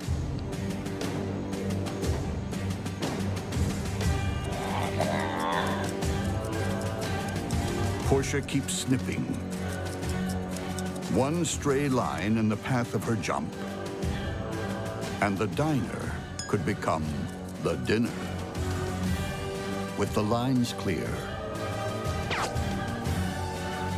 she moves into position.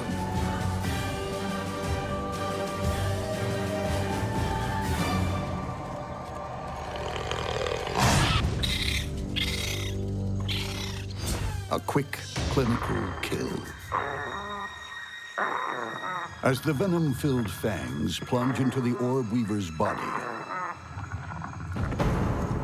what took more than an hour of scheming and preparing is over in a moment. Portia venom is unusually potent, especially to spiders. As the deadly cocktail courses through its body, the long jaw is paralyzed, then eaten. You know, it's no surprise that this Portia won. Long-jawed spider, unless it escaped fast, was doomed. It isn't a spider hunter. Portia is a spider hunter. They're good at what they do. They're really smart. I don't think the long-jawed spider had a chance. Like a professional assassin, Portia is ruthlessly efficient. And she's already planning her next kill.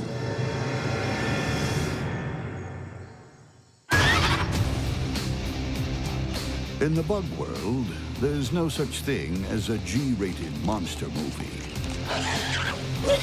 On every blade of grass, on every leaf, on every tree, there's a killer plot just waiting to be played out.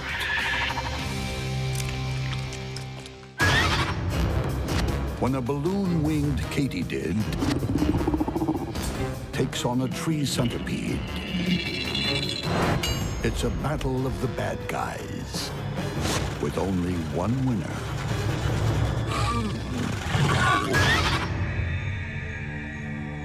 At first glance, it looks like a green leaf, swaying harmlessly in the breeze.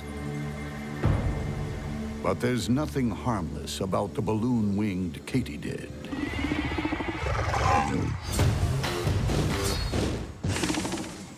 The simplest way to describe the balloon-winged katydid is that it's a mobile leaf with razor-sharp jaws. It's an ambush hunter with a very straightforward attack strategy. Rush, grab, tackle, eat alive. As a hunter, the balloon-winged katydid has it all. Long antennae to detect prey and danger. Huge hind legs for jumping and kicking. But up front is the serious weaponry. There are 2 rows of massive spines on the front 4 legs, and the balloon-winged katydid basically uses them to pin the prey down in a spiked cage. The hug that holds becomes the kiss that kills. A fellow katydid is easy meat. Legs, wings, head, gone. But what will happen when this ambush hunter crosses paths with the freight train of the forest? This is a killer with a need for speed. A tree centipede that's as long as it is ferocious. The tree centipede is in the group Scolopendra, and the Scolopendra are the largest of the centipedes. This one can be anywhere from 3 inches to 6 inches in size. This is a good-sized animal, about as thick as my thumb.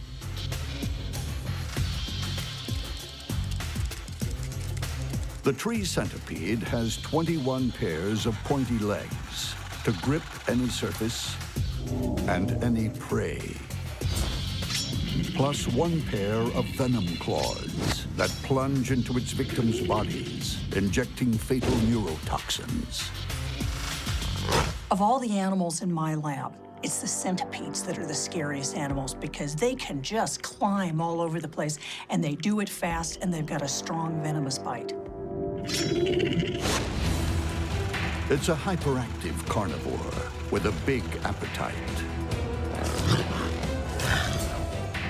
So a large katydid should be an easy snack. But don't count on it. The balloon-winged katydid isn't one to run away at the first sign of a predator. Remember, this is an animal that's used to winning fights. What will happen when the prize fighter meets the runaway train?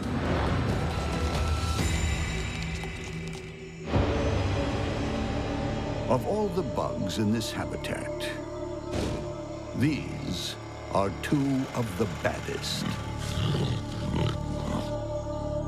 A lot of katydid species are herbivores or omnivores, but this species specializes in eating other living animals. He'll have a go at anything his own size. A centipede is really not an animal that any other arthropod wants to encounter. Heck, it's an animal that a whole lot of vertebrates wouldn't want to encounter. Tonight, the balloon-winged katydid is out looking for dinner. So is the tree centipede. And it's picked up a katydid's chemical signal.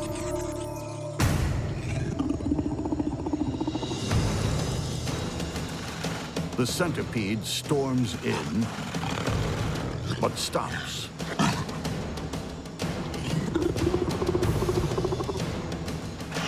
The katydid backs off. It's all the hesitation the tree centipede needs. If it's a large prey item, they will literally wrap around. Their back end is capable of holding on to the prey, so they're both wrapping and grabbing with front and back end. Powerful animal. With one trademark blow from its venom claws, the centipede delivers the knockout. The tree centipede is venomous enough that it has a big effect on essentially anything that it bites, everything from invertebrates to vertebrates. It's a strong, potent venom. The katydid is alive, but helpless. Its savage mandibles and spiky legs are useless. The centipede's powerful jaws now go to work. Ripping, tearing, feeding. Centipedes are voracious predators. By the time she's finished with this katydid, there's nothing left. In Hollywood, the underdog often wins. But when Mother Nature's writing the script, there's usually a sting in the tail.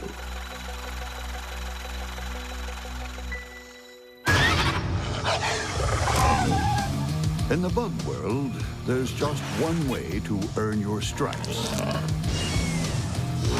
That's by staying alive and making sure your victims stay dead. When a badge huntsman faces off against a spider-hunting scorpion, it's a head-to-tail battle.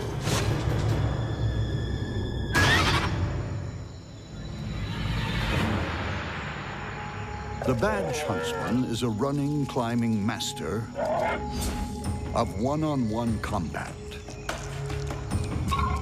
Equally at home on the ground and among the grass. It's the commando of this forest, and it has the stripes to prove it. Badge huntsmen are really attractive huntsman spiders. They've got this gorgeous patch on its belly that's black and sometimes purpley colors. When they're defending themselves, they'll rear up their legs and show the bands on their legs.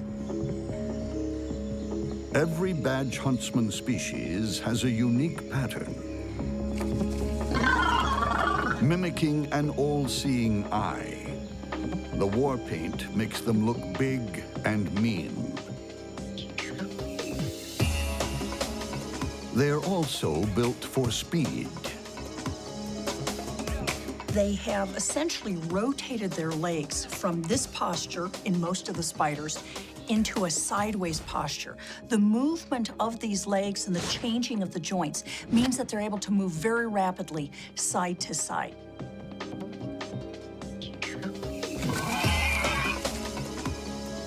Blindingly quick, badge huntsmen chase down their prey in any part of the forest. The badge huntsmen are very, very fast spiders. The underside of their legs are covered with something known as scopula. These act as suction cups so that they can essentially walk upside down anywhere. When they attack, they inject a toxic cocktail with 2 super sharp fangs. The venom first paralyzes, then triggers cell death. These poison darts mean the badge huntsman is not afraid to take on bigger opponents. This Katy did is about to be toast. Actually, once those digestive juices go to work, it's more like a green smoothie.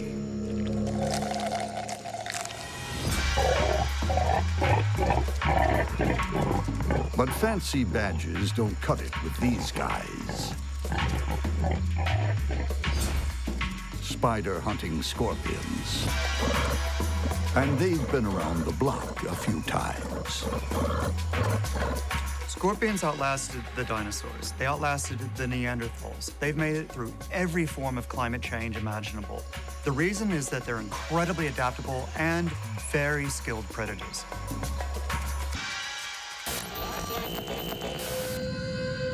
Fast on its feet, a tough armored shell, the spider hunting scorpion is a small, mobile fighter with a long reach. The pinchers are an effective weapon because they're very long. This gives the scorpion a really good reach, making it difficult for another animal to get close without being grabbed and stung. With claws that grab and a stinger that delivers paralyzing venom, it's a stealthy nocturnal hunter, an all-night diner with an appetite for fresh spider.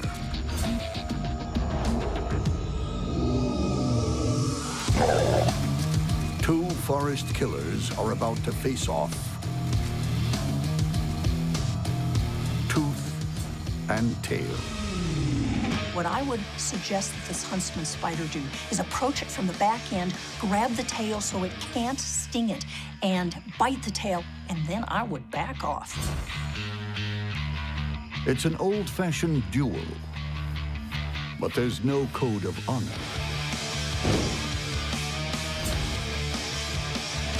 This will be a duel to the death.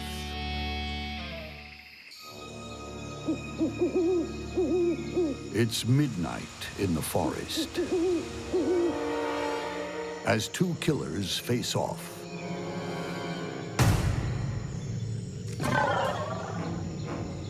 Each waiting for the other to make a move.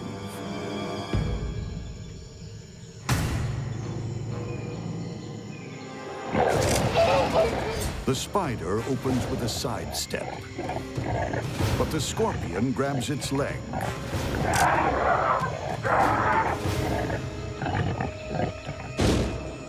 The wound is a badge of courage for this huntsman. There's a predetermined juncture in most spiders where they're able to lose the legs, and there is a sphincter that closes off so the spider doesn't bleed to death.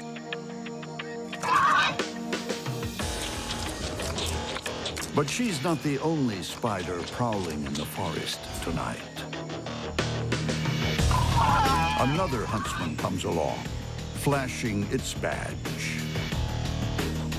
But after tasting spider flesh, the scorpion's keen for more.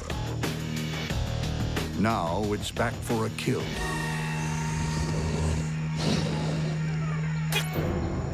The badge huntsman will attack with lightning speed, and hypodermic fangs.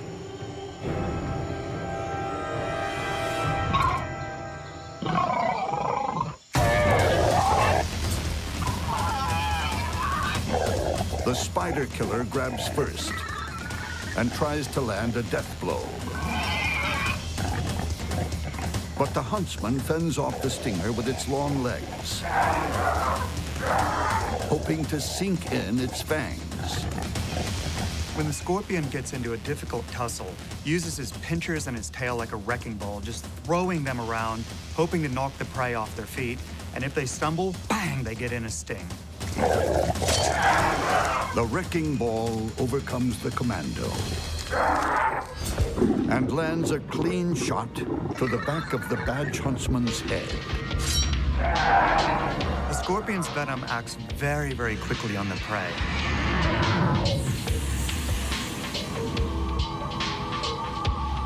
It's like a flow of burning acid through the body. Starts shutting down the vital organs and the nervous system. Once the venom's in the bloodstream, it's good night and don't come back.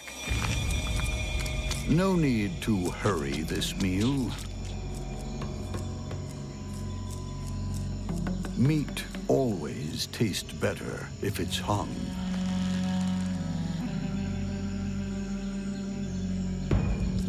The scorpion feasts on its victim's body.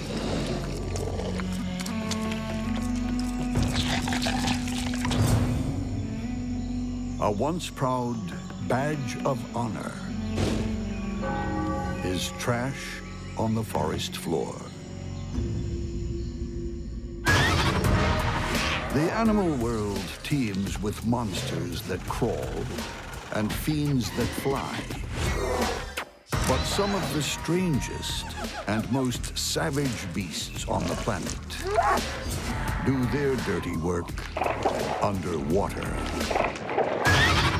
When a hard-shelled freshwater crab and a slimy tiger leech bump heads, there are no soft options.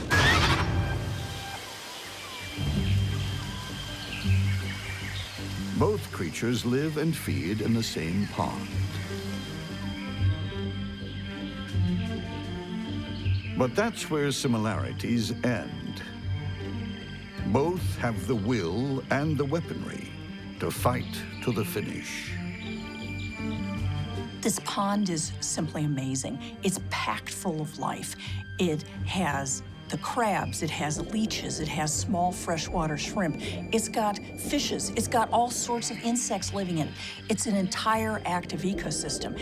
And one of the issues with this sort of a gorgeous little ecosystem is that everyone in this pond runs the constant risk of becoming someone else's dinner. The freshwater crab is a shameless scavenger, feeding on the recently dead or anything too weak to fight. They'll eat small fish, they'll eat small invertebrates, they'll eat other small crustaceans, they'll eat a little bit of plant material, they'll eat essentially anything that they can get. Like a knight in shell-hard armor, the freshwater crab's body and legs are safe from all but the most extreme assault. Even her eyes retract on stalks, folding in like car side mirrors for safety.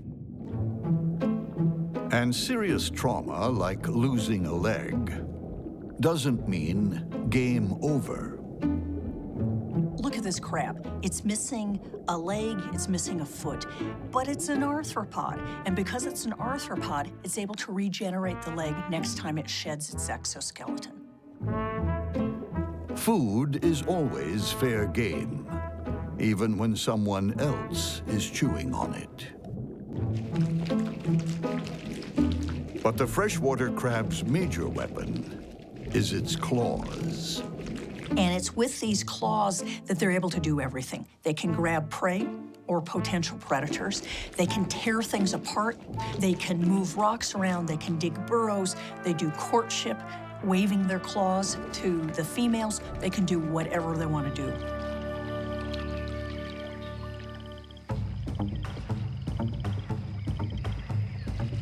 When it comes to defense, crabs are the tanks of the underwater world. Crabs have a number of defensive options. One is that they've got these really strong, relatively powerful claws. In addition, they're covered with a very hard exoskeleton. They move quite well and can be relatively fast, zipping out of the way.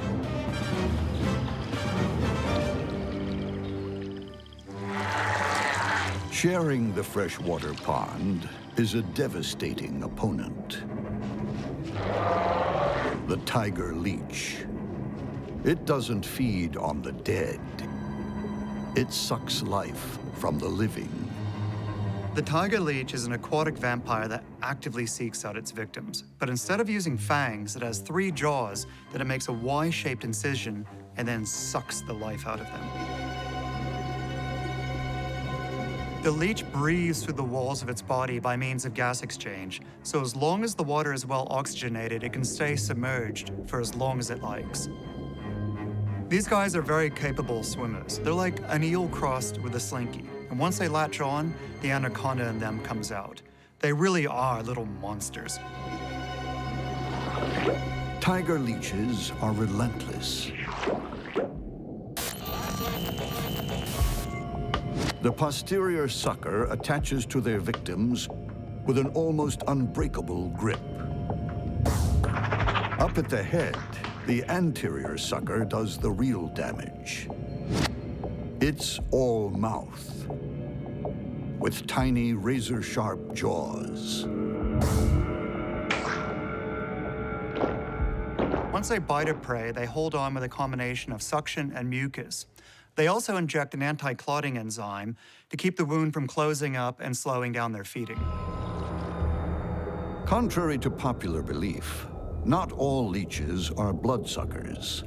Some extract a whole range of bodily fluids. Leeches can ingest several times their body weight while feeding off another creature. While this might not be dangerous for a larger animal, for a smaller one, this is lethal, but slow enough that they're fully aware of what's going on. If an opponent goes on the attack, the tiger leech has a truly bizarre way of defending itself. The tiger leech's best defense is its slime. Its body is actually very difficult for another creature to get a hold of because the mucus it extrudes makes it a very slippery customer. That's bad news for the tiny freshwater crab. But it does have the weapons to fight back. Tiger leeches are a tough competitor for these crabs.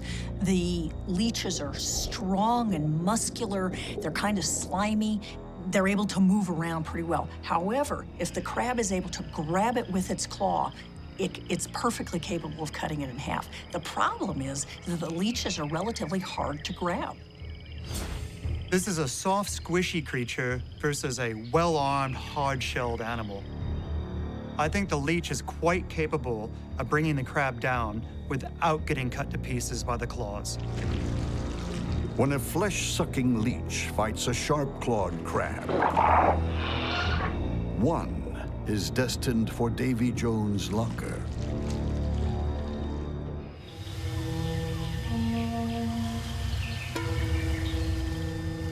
Two pond dwellers are about to engage in a fight to the death.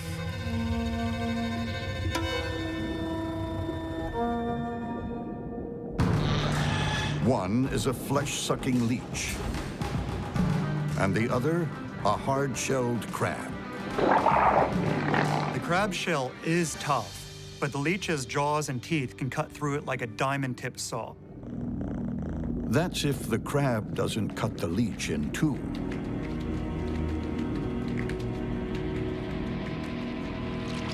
It's feeding time in the pond, and any creature is fair game.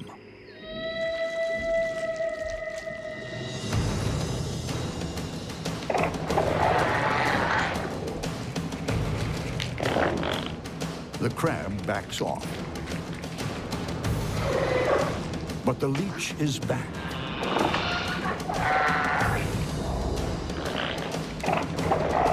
It searches for the crab's Achilles heel.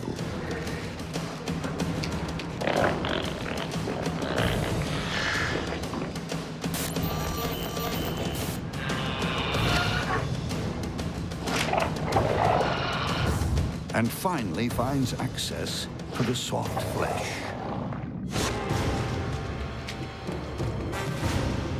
The jaw is clearly visible. The leech starts to suck the crab dry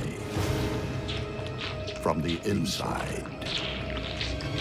This is bad news. The crab is able to defend itself really well in the front of its body, but behind, it can't get its pinchers. It can't get its legs behind it. And if that's bad news, there's worse to come. Leeches have chemosensory organs, and they've detected a crab in trouble. The scent of the crab's blood in the water is like a homing beacon for the pond's other leeches. They're gonna do everything they can to join the party, and the more that are on board, the less chance the crab has of fighting free. Another tiger leech joins the feeding frenzy. It latches on. The crab grabs with its claws, but the leech is covered with slimy mucus and slips out of the crab's grasp. The claws have dispensed with one leech, but now they're gummed with slime. Undisturbed, the remaining leech sucks the life out of the crab. When the tiger leech drilled through the crab's carapace, the crab began losing all its fluids. Emptied of its body fluids, the crab draws its last breath and is consigned to a watery grave.